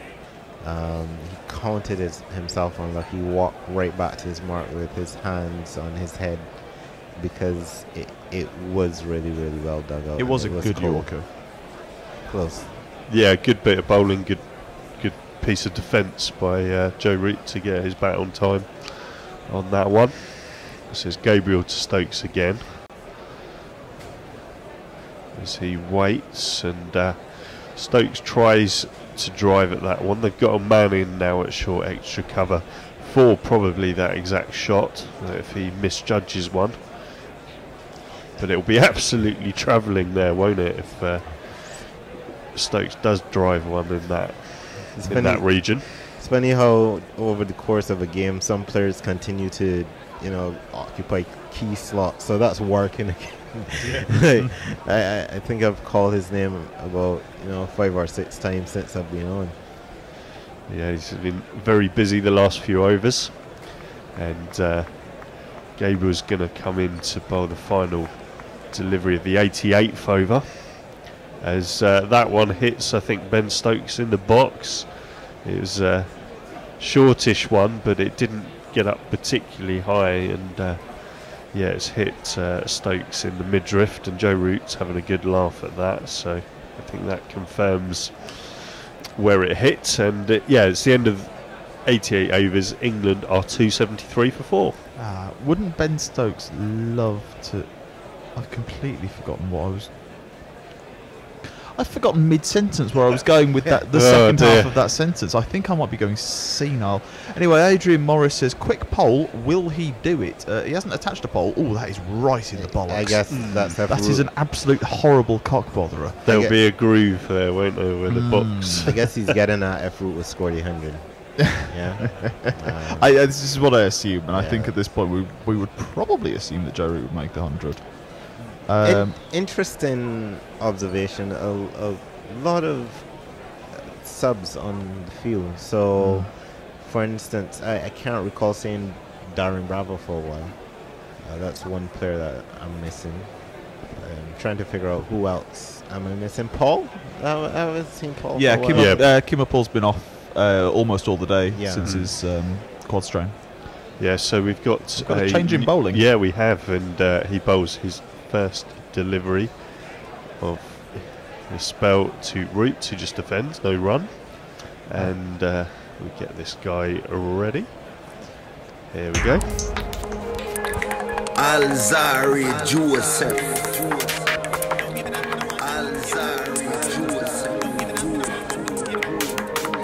Alzari Joseph. Yeah, Joseph has bowled 12 overs prior to this one. 1 for 38 from him as he comes in right arm over. And Root's able to tuck that off his pads down to long leg, and they get through for a single. Conor McAnally says, did we get a definitive answer regarding how many runs Root needs to raise his average back above 50?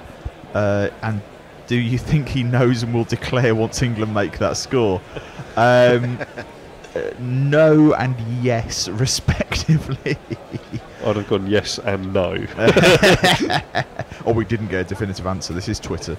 Captain Pencoid, who happens to be my father, says a grandmother in Cornwall wishes to know if at that Chris 1209 myself is actually in St Lucia. If only. No, I'm in South London, which would be nicer. No, South London would not. Yeah, Joseph. I'm in the cold one. Yeah, Joseph bowls to Stokes, who cuts that one, and that one goes down to deep extra cover for a couple. James in Twickenham says, I'm enjoying your West Indies England commentary, but I can't think of anything interesting to say. Nipples. Chris at Silvery Beams says, greetings from hotel in Brick Lane after a long day at work. Commentary is keeping me occupied until -2 bagel bake. Correct. That is look, if you go to the one on the right, everything's okay in the world. There's 2 bagel shops on Brick Lane for the uninitiated. One is really average, one is pretty much the best place to eat in East London. And that is a beautiful drive by Ben Stokes, slashed but because of the outfield, it's going to be held up just inside the rope, so he's going to have to settle for 3. Zari just pushing it a little wider of off, but it was a generous half volley, and Stokes more than up to it, playing well away from his body. It's quite funny in cricket because that same delivery could be called a good ball, nicking to second slip. You know, there's a fine margin between what's good. I'm sure this is what Gladstone would say if he was on air right now. Is how good a ball is basically depends on the shot the batsman plays to it. Well, I would say the ball from Kemar Roach taking the top of Butler's off. I think that was a good ball to any. Yeah, everyone agreed on that, I believe, as Joseph bowls to Root, and that one's going to go away down to fine leg boundary, 4 runs. There's not one boy for me, I must have 2 or 3, I need 4. So far this over has gone dot 1, 2, 3, 4. And so if we get a 6 or a 5 to finish, England's 400 lead is very much up. It is, yeah. So how do you feel now about the chase? You're not there yet. No? Okay. There's a helmet on the field, so you might get your 5. Well, I'm thinking we could have 5 wides, perhaps, and then with the extra delivery, they hit a 6. As Joseph comes in, and it's tucked nicely round the corner, but that would just be that's the single, and then 4 overthrows, yeah? And England finish that over the 89th, 284 for 4. A lead of 407. And Attendant Lord from Darkest Peru is with us, which is that's a handle I've not got to say in a while. So hello. Says apologies for not following much or tweeting. I was up until 3 AM typesetting an exam, then couldn't get to sleep. So at 6 AM I gave up and got up, and I've now been dead on my feet for the last 15 hours. That sounds slightly unpleasant. I'm sorry about that. I hope the exam absolutely rips the arse out of all your students. Dan Jocelyn says, I've been listening all day, mostly in the car, while you have made the absolutely nothing that's been happening highly entertaining. Thanks, guys. Thanks, Dan. That's nice. That's a nice thing for you to say. I mean, it was quiet before the new ball, wasn't it? But since then, I think it's been pretty good going. I just saw an Amigos cricket sign fly. That's very interesting. Spanish in the cricket. I mean, cricket Mexican, in the Spanish Mexican market. New over, Gabriel bowls, and Root just pushes that one through the gully, backward point region for 1. Let's be honest, I'm talking to a Spanish girl who has no idea about cricket or interest in it, but says her brother's living in Australia at the moment and she needs to know what's happening before the Ashes start. Well, you'll be amazed at the number of countries that actually play cricket, and it's something. Well, I have a kind of like an anti-ICC gaze, because I think that the game is being protected, and the game is being ring-fenced for the countries that traditional have been there for a while, which is wrong, which is against the idea of the expansion of the game. I agree. One of my favourite cricketers in world cricket would be Shahzad, who's the keeper for Afghanistan. Yes, right? He's incredible to watch batting. Gabriel bowls to Stokes, and that's pushed firmly back down the ground. That one will be 4 as Stokes moves himself. Not one boy for me, I must have 2 or 3. I need 4 to 17. So there's the the standard that he's playing at and stuff. But when you look at his stats across first class cricket and ODI, like this guy's averaging the 40 or 50 across all formats. I mean, and you look at Rashid Khan, who is just an incredible, really young bowler, who is just astonishingly good. And again, another Afghan player. Yeah. Look, the fact that we've I think over the last few years we've talked about this quite a bit, but 10 and 12 team World Cups are just the wrong idea. It should be expanding, not shrinking. Yeah, Gabriel bowls one that keeps low, and it just goes across Ben Stokes, goes through to Dowrich, who I think has to take it on the bounce. Yeah, and that's the strange one for me, and that's why I kind of don't like the direction the ICC has gone in, because why would you want to shrink? You know, absolutely. Look, you look at any other sport. Any other sport says we want more. We want more people playing at the top level. The way you get better is to play at the top level, and the ICC says, you could fuck off though, because they're kind of dicks about it. Yeah. Interestingly enough, last season I think I saw a Norwegian T20 league. Yes. As that one is bowled by Gabriel, and that was just defended by Stokes, no run. Well, we did commentary on Iceland national side. They were over here playing a few matches, one against Switzerland, and another match that we covered where they played the MCC. So 2 balls before I head off. So if you want to hear about national teams or faux national teams or wannabe national teams who can't get into FIFA's ranks, in the football game, the book Forgotten Nations will be coming out on the 3rd of June, authored by me. So it's on. Go to Amazon, go to Waterstones, have a look to pre-order it. There's some incredible stories in there. Plug. May I borrow that title for a similar thing for cricket? Absolutely. As Gabriel bowls one, it's on the leg side. It hits Ben Stokes on the pad. And just trickles out on the offside. There is no run. And Lieutenant Lord says, thanks. The exam doesn't actually take place until late May, but British universities require the starting things to be ready months and months in advance, just to fuck with people like me. Yeah, that sounds about right.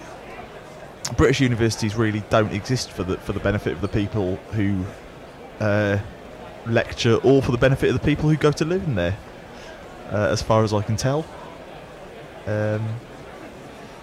This is what a way to end my stint with 1 ball. So anyway, and Gabriel's the 20th over. And I assume you can pre-order your book, can you? As Gabriel comes in, that one's wide. He tempts Stokes into having a slash at that one, but it was going wide and wider, and that was So that's Dulwich leaping in front of first slip to take the ball, going with the angle. Interestingly enough, just before that delivery, Gabriel would have pulled his LBW appeal. You have to love how fast bowlers, are very enthusiastic with their. I'd love therapy sessions of fast bowlers. That's a Netflix documentary series I would like to see. You want to be the therapist?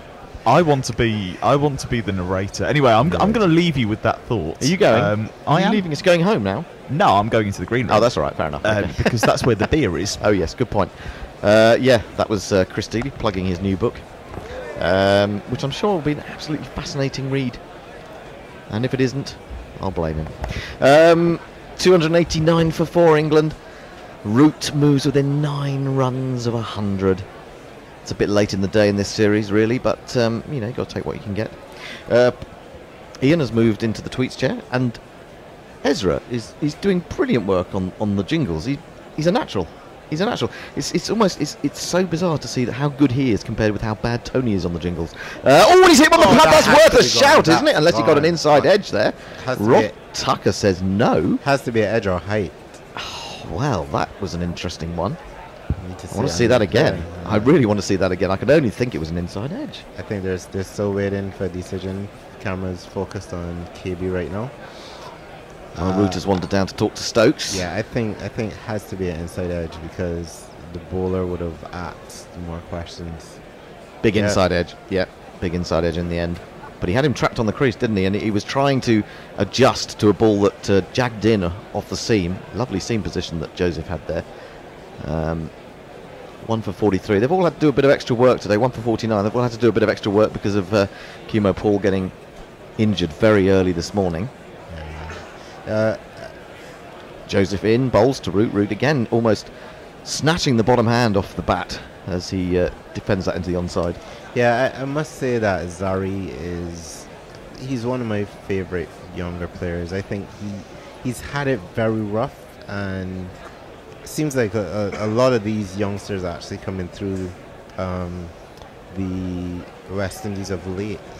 They have had their fair share either of injuries, bereavements. It's been quite a strange one for the camp. Well, it was truly astounding that he played through, when his mum dying in the last test. That's a phenomenal effort. This is again pushed into the onside by Root, straight up to mid-on. There's no run. Another thing about Joseph, I don't know whether it just appears to me that since we last saw him in England, he seems to have bulked up a little bit. I mean, he's quite a wiry guy anyway, but he just seems to have put a little bit of muscle on him, I think. Yeah, he was very wary.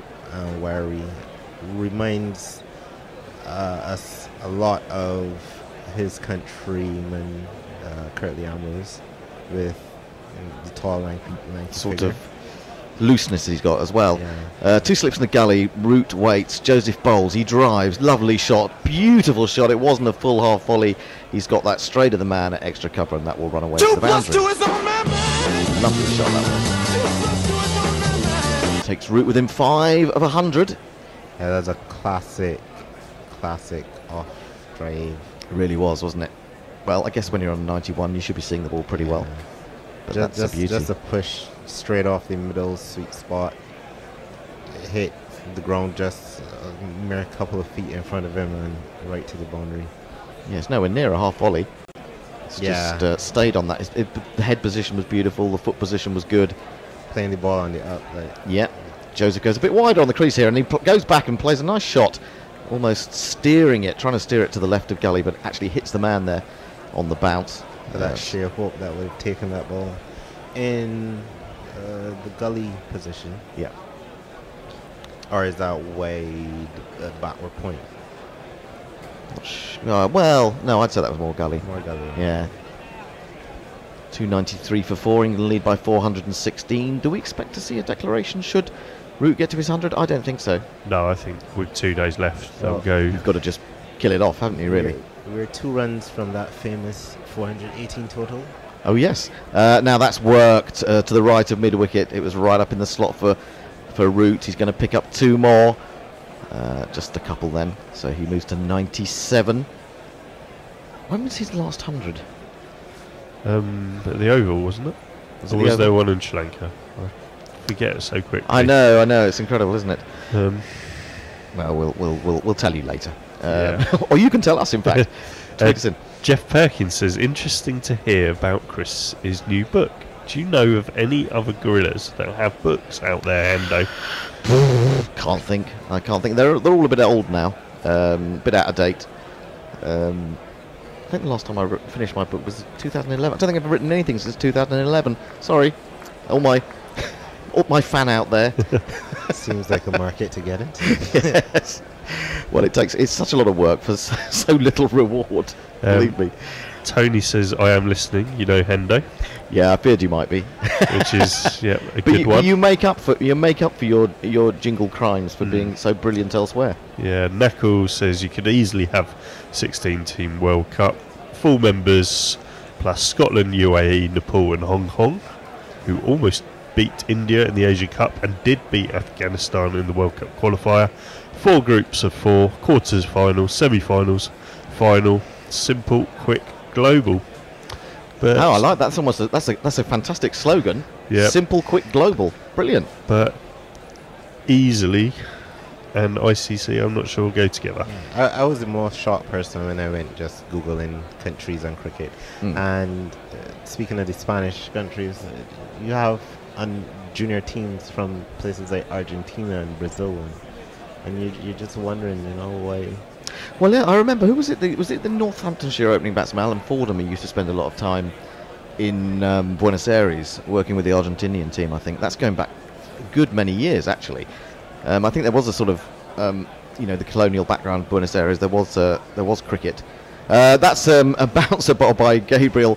It swings further as it goes wide of poor old Dowrich behind the stumps, and that has gone away for 4 byes, I'm afraid. Yeah, so Shane Dowrich is... Well, he didn't have much of a chance with that, did he? It's just kept going, and that's the trouble. The first slip was just getting out of the way and leaving it to the keeper. But it swung viciously after it went past the bat. And that's really tough on poor old Dowrich, that goes down as byes. I suppose it's difficult to give it as wides because the swing all came so late, didn't it? Which is really unfortunate for a keeper. I mean, yeah. Oh no, he put to your name. Can't do anything about that. Gabriel in again. Oh, he drives at this one and is beaten by it. And Shannon Gabriel is muttering a few words in the direction of Ben Stokes, who seems to find that quite funny. I don't know what he said, but it probably was quite interesting. I could tell you that isn't refutable on mainstream radio. Well, I did see something earlier. Someone has sent us a tweet in about something that Gabriel might have said to Joe Root, but I couldn't hear anything on it myself, but that may be because the sound wasn't very good on our computer. Barry Goodman at Big Sexy Barry. Will Chris's book be available for 1p on Amazon? Undoubtedly, within about 3 months it will be. Yeah, in fact, probably quicker than that. By no means should you pay full price. No, I'm joking. You should. It's hard work out there for the authors. Short, and he pulls that really well. In fact. In front of square. They're just going to pick up the 2, I think it is. It's fielded out in the deep. And the 300 is up for England. 301 for 4. Stokes has gone on to 19. Root has 97. The England fans in the crowd are enjoying it. It's a long time since they've seen England get as many runs as this. Speaking of Spanish and cricket, so George Headley, the great West Indian batsman, would have been born in Panama. Is that right? Yeah, Panama. Oh yes, that's Jamaican heritage. Family went over to build the canal, and I didn't know that about him. So you could argue he's the best cricketer out of Panama. Out of Panama. Oh, now that has kept incredibly low. It's not going to improve the mood of Shannon Gabriel because basically Stokes has got completely squared up by one that just scuttled through and did actually quite well to get anything on that. Gabriel will have none of it, and as I said, aims a few select words in the direction of Ben Stokes. Extraordinary stuff. I think Gabriel has to be a little careful here in terms of what he's saying to Stokes, because if the umpire gets wind of it, you see the little glance at the umpire before glances away to the umpire. You can't hear me really, can you? Yeah. So I think Stokes is quite enjoying it. He's there's not a lot you can do about it. He actually took it on the wrist in the end, I think, which could have been painful. Gabriel again, short ball, and he was shaping to hook, and then decided it probably wasn't going to get up high enough and defended off the back foot, thinking about a single, but the fielder's in too quickly, and there is no run. Knuckle, and that doesn't take account of teams like the Netherlands, Oman, who missed out on getting out of the Asia Cup qualifier net run rate, Papua New Guinea, Canada. The depth of global cricket is stronger than ever, and the ICC is trying to shrink its global tournaments. Arthurshire, how many more before Hetmeyer starts to wonder if he might not be able to chase it down after all? And you know a team that we've forgotten, Bermuda. Bermuda, Can you remember Bermuda and the Live Rock catch? Well, of course. You won't know, Ezra, but I worked in Bermuda for 2 years. Full ball, dug out by Stokes, back to the bowler, no run. Dwayne Leverock, huge man, and I mean, it was so sad because Bermuda had been really strong at cricket if you went back 30 years, and I think when they actually finally got into the World Cup, they were a bit like Ireland. They were on their way down, and so they didn't. I mean, obviously Dwayne Leverock made an impact in more ways than one, but in terms of how big a game it is and was in Bermuda, it's fallen away a little bit, I think. I think maybe it was Bumble that was on the commentary. He said the earth shook. Yeah, well, absolutely. And who were we talking about? Someone was talking. Was it you talking about the fact that he was actually quite a fit man, Leverock, although he was bulky. I'm not sure I buy that, to be honest. But I think that's one of the best catches I've ever seen. Amazing, wasn't it? Phenomenal. And in fact, he has been in contact once or twice with guerrilla cricket, as I spotted mentions of him. We definitely have at least one person in Bermuda who listens to us, and I did invite him on the programme, but I'm afraid he's in Bermuda at the moment. So if he's out there and he's listening and he's in England, come on in. Tell us about those great moments. 301 for 4. Anna Forsyth, my other colleague, sat next to me and asked about growing up in London. Finally took the hint of me not taking off my headphones and left a few. Jeff Perkins, surely Gabriel was just pondering synonyms for root. Oh, possibly. Roston in to bowl to Root. Root goes back, thinks about cutting, but allows it to pass through. It bounced a little bit, and he'd have been very annoyed with himself if he'd got a little edge through to Dowrich there. The England fans in the outer are getting ready to record this moment that they think is going to come in a minute. He gets in behind this though. Root defends to extra cover. Roston chase.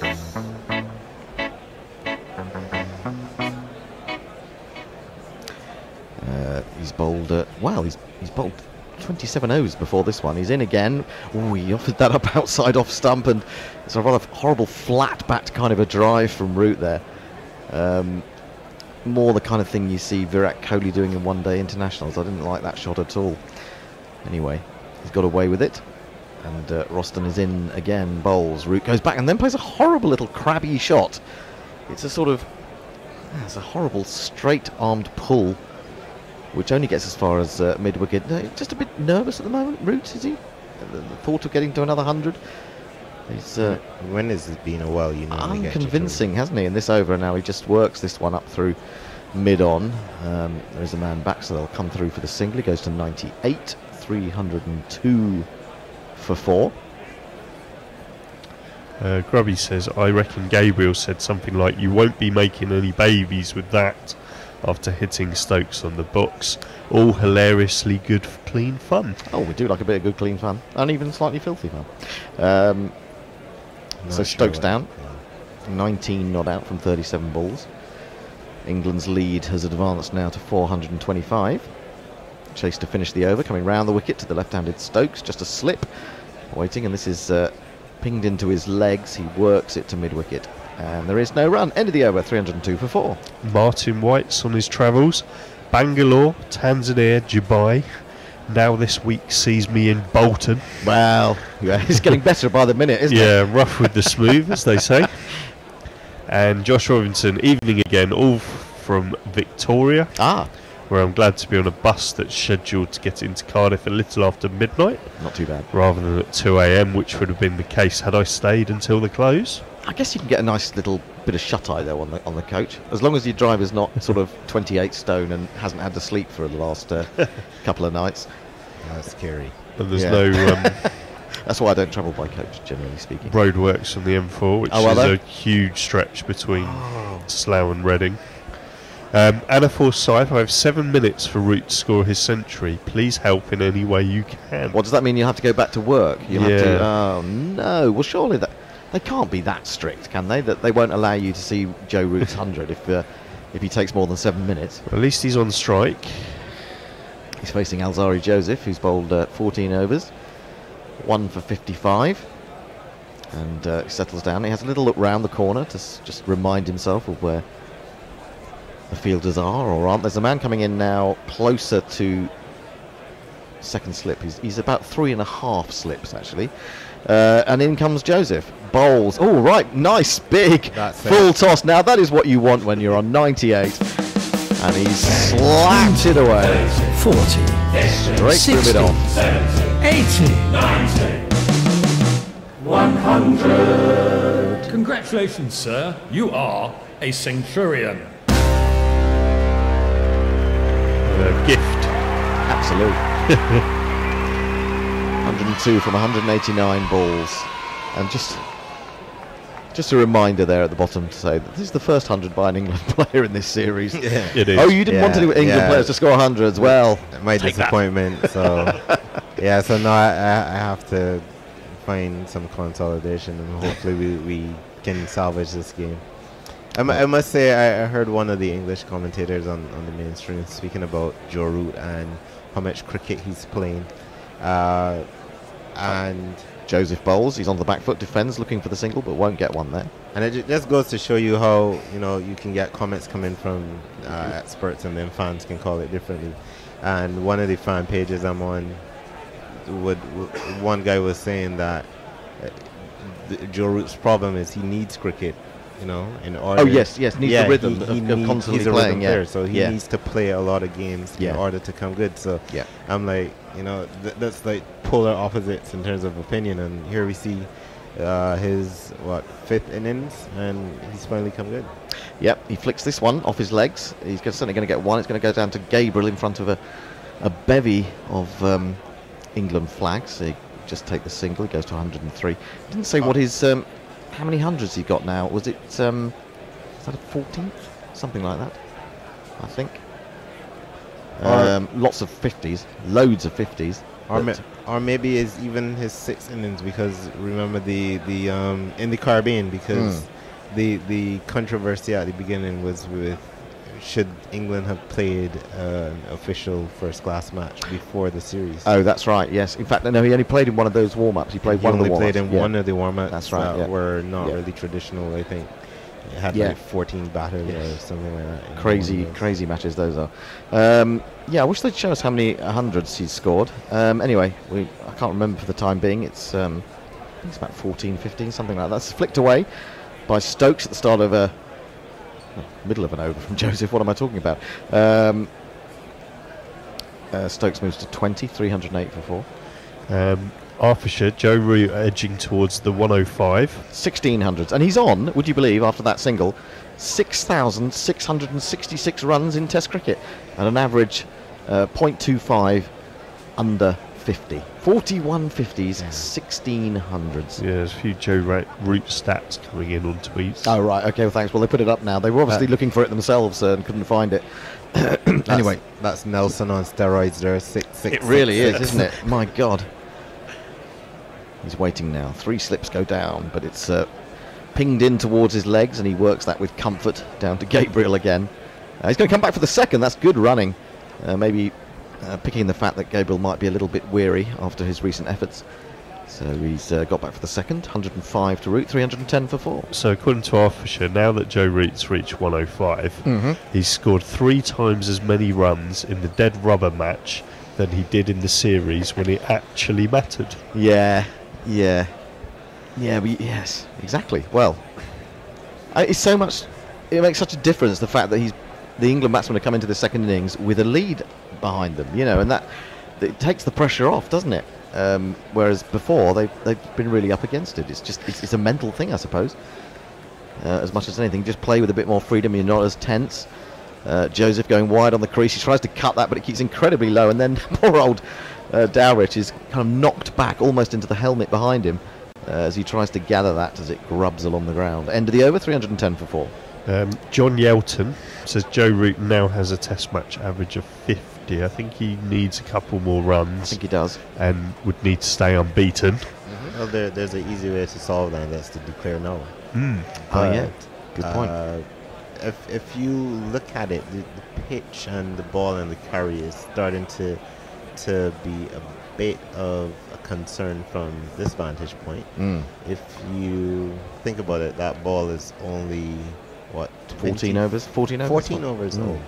Yeah? Yeah. And, I mean, you could argue that some of the bowlers may be tired having to do the work that, you know, Paul would have missed out on. Absolutely.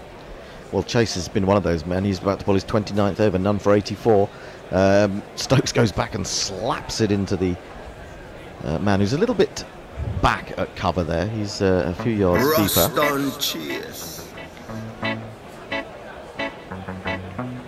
Stokes just looking around him, behind on the leg side to see who's down there. He may be thinking about a sweep at some point. He defends that one to extra cover, and there is no run. Martin White. Yep. I will break off because chases quickly through this over. Here he comes. Gives this one a bit more air, and Stokes presents the full face of the bat and just guides it straight up to long on Gabriel Fields. They take another single. 311 for 4. The lead 434. Yeah, Martin says, Ian, can you introduce us to the chap doing jingles? Don't think I've met him yet. No, you haven't. It is Ezra Hines. Yes, indeed. He's been telling us all about cricket in Barbados, which is fascinating. Things I really didn't know, especially about schools cricket. This is worked through square leg by Root. He'll just more or less jog and then walk the single. And have we mentioned? Did you mention the fact that you played over 3 weekends, one game? Has that we been? Did, yes. Yeah. Amazing, amazing. So back to that. That's quite standard for cricket in Barbados. Playing 2 innings cricket. I actually found it to be a phenomenon here. Yeah, I would have loved to play 2 innings cricket in England. Because it suited my game, because I was slow and boring. Pushed up towards long on, and they take another single. 313 for 4. It is, but it's a kind of different mindset, isn't it? If you know that you're playing one weekend and you're not actually going to get a bat at all, for example, you're just going to feel. If you're not a bowler, say, this is pushed to mid-wicket. It's getting your head around the notion that all you might do that day is field. Is a kind of. I think that would sort of stump a lot of club cricketers in this country. Interesting you say that. There have been times that some people have been known to absent themselves. Maybe from the fielding bit. Maybe the Saturday in between, if they're batsmen, they might have a function to go to or something. Yeah, it's a bit like quite remember that Sunday League football where he said, if you don't turn up for training, you're not in the side. But there were various people that didn't apply to. Yeah, the good ones. Yeah, 8 fours for Joe Root, so it's not been his most fluent innings, but it's been a good one. He's collected runs more than forced the issue, really. Which is the interesting thing about politics across all sports. We were talking about how some players seem to get the chance to make their mistakes and fail. Yes. And then others are not given the opportunity. And I mentioned Andre Russell only having a 1 Test match career. Yeah, it's absolutely true, isn't it? That's down the leg side from Roston Chase. They're thinking about a bye as it, I think, came off the pads of Dowrich as he tried to gather. But in the end, they decide against it. Kanai Talani. Root needs 32 more to make his average 50. Is that if he's out? Without getting out. Without getting out. 82 if he does. Oh, right. Driven through a wide open space between extra cover and mid-off. There is a man back, Joseph, I think, at long off. And they get through for another 1. Stokes moves to 23. Root 106. Brathwaite. Sorry, I didn't notice it was Brathwaite coming into the attack. don't think any of us did. We were just we were watching Roston chase, and then suddenly it just switched to the other end, and Brathwaite was in action. Here he is again. That's a taste. That looked like a sort of tasty buffet piece of bowling. It really did. But Root decided to defend it. I suppose because he keeps coming at you so quickly, yes. You've not had a chance to adjust yet. That's right, and that one keeps really low as Root gets right forward to defend it outside the off stump. A very Carl Hooper type strategy. Carl Hooper used to get through his overs in about 90 Yeah, and seconds as a batsman, it's really annoying. You want time to settle yourself and get your rhythm. And when you turn around and he's already almost on his way, and especially if you've got a slow bowler, as this is defended into the offside again, it can be really annoying. And before you know it, the over's gone, and you haven't scored anything. As a commentator as well. Well, absolutely, yes. Yes, it's very true. The Bear's back as Root comes forward and guides this into the offside. Again, it's fielded at cover, and there's no run. Don't know, you better come and do some ball by ball in a minute, Bear. Yeah. Rubbing air, since Root's batting average is now again better than his bowling average, is he one of England's official all-rounders? Hashtag too many all-rounders. Yeah, well, that's true. The trouble with all-rounders is if they don't actually score runs with the ball, you're inclined to keep them with the bat. You're inclined to keep them in the team because you think they might produce something with the ball, and where you might be better actually going for an orthodox batsman. So I think that can sort of muddy the waters a little bit. The great author himself has returned, with red stripe in hand. So he can do another plug for his book. He can plug it. Is Roston in, bowls, and that turns a little bit. Stokes stands there and pushes it back to him. Good stat from Knuckle here. It's Joe Root's third 50-plus score in a row that he's converted to 100. Ooh. He's not missing out now, is he? This is good stuff. Oh, there's more to it, which I'll continue in a minute. Chase throws it up, driven by Stokes, and good piece of tumbling fielding there at extra cover. There's no run. Before this run, he'd never done so even twice consecutively, and it follows a sequence of 11 50s not converted to hundreds from August 2017 to August 2018. Great stat. Pushed through mid on this time by Stokes, an agreed single. Do people actually appreciate this 100? It seems like he's being hammered. Yeah. But actually scoring a 10. Well, I think as England fans, it's been sort of drummed into us so much that he, in a sense, he hasn't shown the sort of conversion rate of someone like a Kohli or even a Williamson or various of these players, and so he's always been compared in that top four, isn't he? The four big. Who's the other one? Warner. Who's the other one? Smith, of course. Sorry, couldn't think. Roston bowls, driven into the ground and up into the hands of Roston Chase, who parries that towards mid-off. There is no run. Liz Yates has got a stat as well concerning Root, which I'll read shortly. Root settles down. Roston just a couple of steps in. He gets right in behind that, right across his stumps as well, and defends that back to the bowler. 315 for the ball. The Bear has the red stripe. Chris Dealey has red stripe. We're all ready to go for the last half hour of the day. We'll have this is flicked square leg. We'll have a change. We'll have you two on. Come and do ball by ball, Bear. Yeah, I'll just do this tweet while you do the change. So Liz Yates, it also ends we'll have a double change. Sorry, go on. It's all right. It also ends Joe Root's streak of failure to reach a 50 or more in 7 consecutive innings, which is tied with his previous record. Had he missed out today, it would have been his worst spell in Test cricket. Okay, thank you very much for that. Thank you.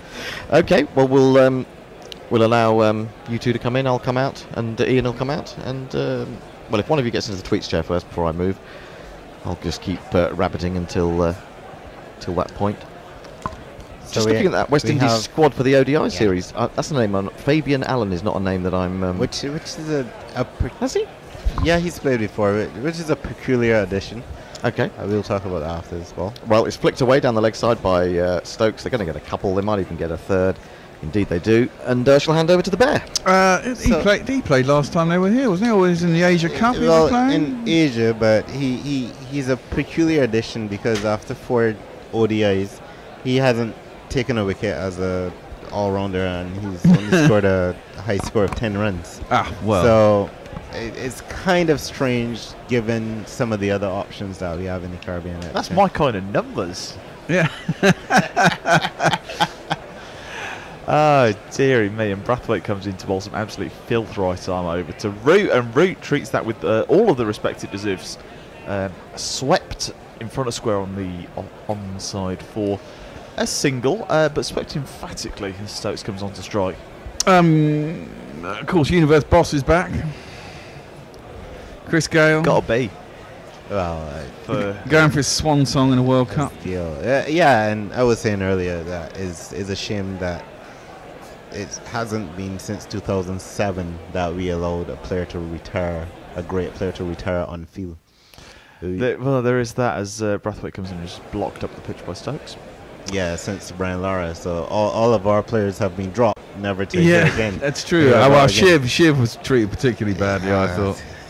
And he was painfully close, I think. Yeah, well, that was it, wasn't it? I mean, yeah, as Stokes just drops Brathwaite into the offside, they scamper through for a single. Shiv ended like 43 or 50 yeah, runs. I thought it was like 37 or something. Away from Brian. And it was in the last series we were over there, Yeah, in this corresponding series 4 years ago. Do you think his kids' runs count like half towards his? Like if his kid gets a 50, he gets 25. You get credit for that. It's half your DNA. Well, yeah, true. That's science. Come on, it's bare science, isn't it? Well, yeah. Yeah, so as Brathwaite comes in for the fifth ball of the over, just blocked up the pitch. So when you could see that Fabian Allen, I mean, all credit. Yeah, he played some really cracker games in the T20 and stuff in the Caribbean, but I have no problems including Chris Gale in our team. No, absolutely. As Root drives the last ball of the over up to mid-on, and England end the 98th over on 3-2-1 for 4. They must see enough in him, really. I suppose 4 games is not enough to judge someone on. It's not enough, but like we were saying earlier, you have to wonder why some players get a run and others don't. I remember when Clive Lloyd a couple of years ago was calling for some of the T20 players to come back into the ranks, play some PCL or first class league, and mentioning names like Andrew Russell, and I was like, but you only gave Andrew Russell 1 test match, and that's before he blew it as the T20 Superman. I think the reason for that's fairly simple, and it's a phrase that a writer that as Roston Chase comes in and Joe Root just plays Matt Square on the offside for no run. One of my favourite football writers had a couple of conversations about this with him is Sid Lowe, and he talks about organisations. You always assume big organisations will, as Root just drives up to mid-on for a trotted single. You always assume organisations think in a kind of similar monolithic way, but ultimately they are dictated by individuals, and individuals make emotional decisions, and that's why this kind of thing happens. That's absolutely perfect. That's an absolutely perfect definition of what's going on, I think, within our cricket right now in the West Indies. I think that's true, as Chase comes in for the third ball of the over and he's just extravagantly defended into the offside. So I would have referred to the same phenomenon as politics. Yeah, so it is. I mean, essentially, it is. So look at Richard Privis being the coach. No, he was not one of the suggestions by our director of cricket, but he's now the interim coach after Floyd Roofer had done. Well, he was just installed, wasn't he? No one had a vote. He was essentially installed as Stokes turns Chase into the leg side for a run. Well, he was the options did not pass, and then he was suggested, and then he was installed subsequently with a vote. But the process of how he was selected was not the standard one. The standard process. I've got some tweets to get through. Chase comes in for the penultimate ball of the over, and he's just dipped down to third man by Joe Root. There really is no other word for that. It is caught about 2 yards before the boundary by the fielder. They come through for a relatively easy 2. Root moves on to Nelson. The Goan Patiala says Root should be blindfolded while playing Brathwaite just to have a level playing field. Ooh, that's a bit harsh. No, Brathwaite gets to chuck while he's bowling to him. That's the deal. Is he a chucker, Brathwaite? He's absolutely a chucker. Oh, and I think he's been called for it before as Root leaves the last ball of the over. Might have been, yeah. England 325 for 4 at the end of the 99th. He was called and he was tested. Then he's come back remodeled. I'm honestly, I'm one of these guys who isn't convinced about the whole remodeled action with the same action. Yeah, I know what you mean. I agree. On the other hand, I do think that not that spinners should be allowed to chuck, but I think that. But there's an obvious when a spinner chucks and you face a spinner who chucks, it's bloody obvious. Yeah. That's the thing. I mean, sometimes it doesn't look so obvious on a TV screen. No, absolutely. I've faced a couple of chucking spinners, and you just kind of go, "What?" Because the ball just appears out of nowhere suddenly, and it's a lot quicker and flatter and weirder. Yeah, I agree. But it's, I don't know. Maybe it's something that we need to embrace as Brathwaite, the chucker, comes in to Ben Stokes, who just defends into the leg side for no run. I mean, there was when we. One of the first balls he bowled today, they showed a front-on angle of him bowling, and I've never seen a clearer straightening of an arm. And he comes in for the second ball, and again Stokes just defends. And I know these things are difficult to tell this, that, and the other, but the idea is that 15 degrees is the minimum that is really obvious to the human eye. That's why that's the limit, I believe. As Brathwaite comes in for the third ball, and he's driven into the offside for no run. So I was going to say that you really cannot tell. 15 degrees is the point. Yeah. Then you really can't tell if a guy is with the naked eye if he's at 13 or if he's at 17. No, that's absolutely. It just drops into the offside for onside for no run. But the straightening of Brathwaite's arm was almost comically obvious. I think to those of us who were watching it on air and watching that angle as he's driven into the offside for no run. The problem with all these guys who have questionable actions is that they can correct it those couple of degrees at some point in time. Absolutely, it's just in time for testing. Just in time for testing as Stokes drops that, and that is the end of the day's play. The bails have been flicked off. That is our 90 overs. As Stokes defended into the offside for no run. England finished the day on 325 for 4 from exactly 100 overs. They lead by 448 runs, and Joe Root's back in the runs. But the thing is, it's not even just for testing, because remember, there are some guys who get called for a particular type of delivery. Marlon Samuels, for example, was being called for the faster ball. Yeah. So when there was who was the Pakistani bowler? Called for the Pakistani bowler when we got done over in the UAE. No, not Hafiz, before him. No. Oh God, Hendo, help me out. Him and Abdur Rahman bowled us out in the UAE. God, Hafiz did get called at one point. Yeah, Hafiz has been called several times, I think. I can't think of his name. Someone will tell me on Twitter. And that's my problem with chuckers and quote-unquote remodel actions, because I think that if you're bowling very... he was blatant. But he was blatant on certain delivery. He had, it's like it's the deucerer. Yeah. So he was a magnificent bowler when he wasn't bowling deucerer. But then when he came back, he was useless. So that's the thing. It's very difficult for me if you've been doing this thing since you've been 15 years old, 14, 12, whatever, primary school. All of a sudden to just have just a slight change, that coach gives you for a month or whatever, then to get through testing, then to go back to bowling. This is why Phil Narine has a problem, and saying he's not comfortable. He basically just seems to play T20 competitions. It's not international. No one calls him. Exactly, because and this is when you're concentrating on not bowling a no ball, when you're concentrating on not chucking, you're not concentrating on bowling. So either you bowl well or you concentrate on bowling well, or you concentrate on not chucking. So you either bowl well or you chuck. Yeah. So there's definitely some diminished returns from going, having to concentrate on that. So what I believe is, if a player comes back with a totally different action, then I'm willing to give them a chance. So if you look at someone like Fidel Edwards, never been called or anything, but if you notice like his slinging action. Yeah. So if a player was with a traditional action, came back with a slinging action like that, then I'm kind of more inclined to give them a chance to see He's where actually they're going. he's actually tried to do something because different. that's a complete You see remodel. that there's a complete. Yeah. You can't still do that and then fall back into old habits. Right. So the mechanics, like your body isn't accustomed to that, so you have to force yourself to do that. It's impossible to fall back into the habit of doing it wrong because the subtle changes. It's so different.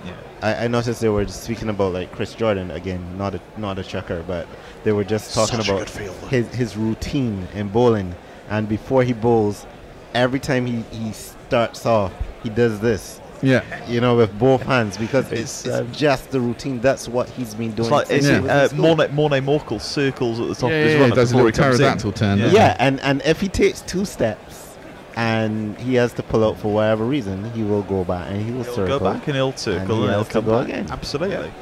Right, we should. I'm going to give you the scorecard. I'm going to give you the last tweets, and then we're going to say goodbye for the day. England came out to bat this morning on about 10, and Rory Burns was out first ball. Caught Joseph bowled Chemo Paul. He just flicked it nonchalantly straight to square leg. It was all a bit weird. The only wicket Chemo Paul got the chance to take in the day. Well, he did, and he chased one down, and he's pulled a quadricep, which looked bloody painful. And he got carted off on a stretcher with a massive ice pack on the front of his thigh, not the back. It wasn't a hammy. Keaton Jennings was bowled Joseph, a weird one again. It came off the inside of his thigh pad and bowled him for 23. Joe Danley batted well for 69, who was caught Dowridge, bowled Gabriel. Joe Root is not out on 111. Joss Butler, he got another 52, bowled Roach for 56, and Ben Stokes remains not out on 29. England are 325 for 4 overnight, which is a lead of 448, which I think will be enough, but I can imagine that we'll be batting on tomorrow. Bowling figures: Kemar Roach 16 overs, 6 maidens, 1 for 31. Shannon Gabriel 21 overs, 1 maiden, 1 for 87. Kemo Paul 5 overs, 1 maiden, 1 for 11. As well, Joseph 15 overs, 2 maidens, 1 for 63. Roston Chase 31 overs, 1 maiden, none for 92. Sorry, and Brathwaite 12 overs, 2 maidens, and none for 24. Now, what do you reckon? Those of us who are in tomorrow, do you reckon we'll get away before the end of the day? I don't know how. I mean, what annoyed me. I mean, West Indies pummeled us in that first game. And Jason Holder got a double 100, and it was like, why were they going on? I mean, and a lead of 600 and something. Well, I mean, I know there's no time. Well, yeah, precisely. My selfish needs said I don't want to be in on day 5, and it turned out we didn't have to be. Because England managed to collapse. That shit. But you got to think 448's enough. I know there's 2 days in the Test match stuff. There's enough in the pitch. The ball's doing stuff. Yeah, but if Mark Wood gets injured, if Jimmy Anderson gets injured, if there's a lot of ifs there. Yeah. Well, what is more likely than an if is a 50% prediction of rain tomorrow. So that is going to be a factor. Well, and again, you know, that's it. And the other thing is, I mean, I'd say if it was early in the season, it's early in the series, and it was a back-to-back test, you'd say, yeah, well, just keep them out there for another 50 overs, and they'll run them down, you know, run through them, and then they've got to come back and do it all again. And hopefully you win a toss and stick them in 3 days, 4 days later. But this is the last test.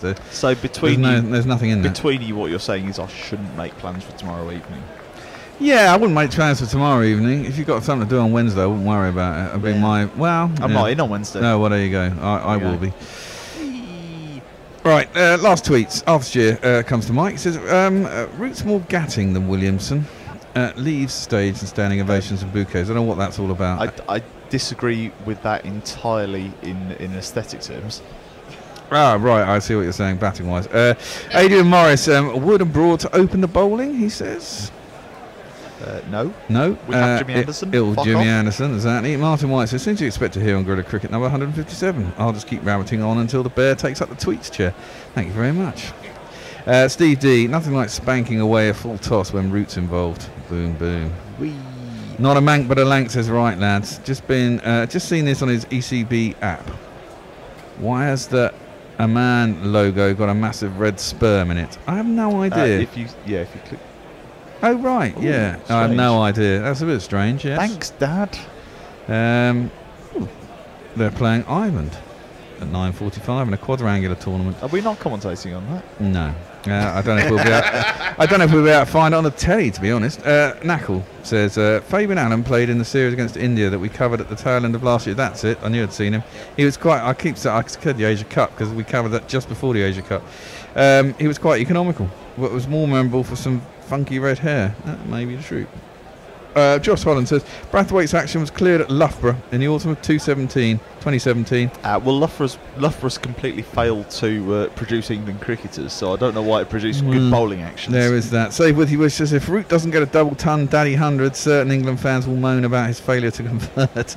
If he bats on patiently, another segment will niggle about him not declaring aggressively enough. So well done, Root. Josh Robinson says Brathwaite's getting through his overs in I don't know what you're talking about, 90 inches each, and the West Indies still can't get through. 90 seconds, I presume he means. And the West Indies still can't get through 90 overs in 6 hours. Yeah, but they had some long run-ups and well, they did today. Yeah. We got through those 90 overs quite quickly. As Martin White correctly says, Jack Leach is a remodelled action too. He did get caught. He was a bit confounded as to why he did get caught. Called, I remember. Mark Woods. I thought they only called good bowlers. Well, yeah. Grubby says Mark Woods' back kick at the top of his run always makes me chuckle. Yeah, he has a very distinct coming out of the blocks action. Exactly, doesn't he? It's very short. It's like a Simon Jones run-up. But has he? Ah, right. Yeah, and he's apparently he's nipping it now. Isn't apparently, stop doing that. That's really disappointing. That is really like disappointing. That. Josh Robinson says he's still sober, which is totally wrong. Knackle says he's stopped doing that. Yes, there you go. He's lengthened and smoothened his run-up to keep him from being injured all the bloody time, which would be quite handy. Disappointing but sensible. I mean, that was one of the major Simon Jones issues, wasn't it? It was an incredibly short run-up, and everything went through his body. Really explosive, incredibly effective. Yeah, but everything went through the shoulders and the upper body. Yeah, and then he did his knee, didn't he, in that first test in the Ashes? Oh, yeah, the knee came long before the rest of it, I think. Yeah. Yeah. Oh, I know, because it was the Ashes we went over there, wasn't it? Yeah, After 2005, we won the Ashes. Yeah, we went over to Australia, and he was done by the time we went over there. Yeah, but they brought him back, and we thought he was going to be good in Australia, and then he did his knee on the first morning of the first test. Just quickly jumping back to Fabian Allen. So the fan mentioned that it was quite economical. Well, economically, but the stats say different. Okay. So you see, sometimes we have this nostalgic association with a narrative that just isn't there. Yeah, that's true. Yeah, it can be. He wasn't terrible, to be honest. Like it's reporting it at 5.69, but if you look across the West Indies, Nurse has a better. I quite like Ashley Nurse. Yeah, he bashes the ball hard as well. Yeah. So he has better returns. I think he's under 5. Miller's under 5. Well, I mean, and this is the thing. If you're going at high 5s or 6s, you want to be taking wickets with that. Like that's your right. But that's kind of almost the de rigueur now. I mean, in the old days, I mean, this is you got to think how. What scores get scored the spinners still kind of bowl in the dead overs, don't they? But they still go. A lot of them still go for 5 or 6. I mean, if you're going for 4 and over in an ODI these days, you're doing very well. But if they do go for high 5s or 6s, then they're the kind of spinners you'll take a couple of wickets in it, not the kind of spinners will go wicketless in 4 games. Right. So that point is very valid. People say stats don't paint the full picture, and we have to recognize that the game now has changed a bit. And I was getting into it earlier, and that's why I think we're so terrible at ODI cricket, because we're still playing a model that existed about 5-6 years ago. Well, that's what England got stuck doing, and that's why we, in the last World Cup, we were absolutely fucking useless. Do you know there's a book about that? It's called 28 Days Data. It's by Dave Tickner and Peter Miller. Yes, there is indeed. About the history of England ODI cricket and why they were so fucking bad at it for so long. Well, we did. I mean, we, at that point, we still had the whole idea of having a stable number 3 who just bat through the innings. Exactly. We were batting Alistair Cook and Jonathan Trott in a 2015 World Cup. It was terrible. Well, no, we didn't. No, we didn't. We dropped Alistair Cook just before, who was a captain. And he played all of the warm-up games. And the warm-up games. And the warm-up games were classically in the rainy season in Sri Lanka, 4 months before the World Cup. 5-match series in Sri Lanka, I remember that, because we did it. That was one of our first series we did as Gorilla Cricket. I did 92 hours without sleep as part of that series, because we were covering, I want to say, an Australian Test series at the same time, but I'm not quite sure. It was, I think it was in the UAE at the same time. Hendo's shouting at us, but I can't hear what he's saying. Well, he's probably saying, "Get off air!" which we should do. It is for the end of the day. We'll go and talk some more in the green room, but we're going to say goodbye to you. If you can go to theme tunes in the folder, and number 2, that's the one. We'll see you tomorrow. Bye bye. Guerrilla cricket. Take guard, man the barricades, patrol the cover boundary.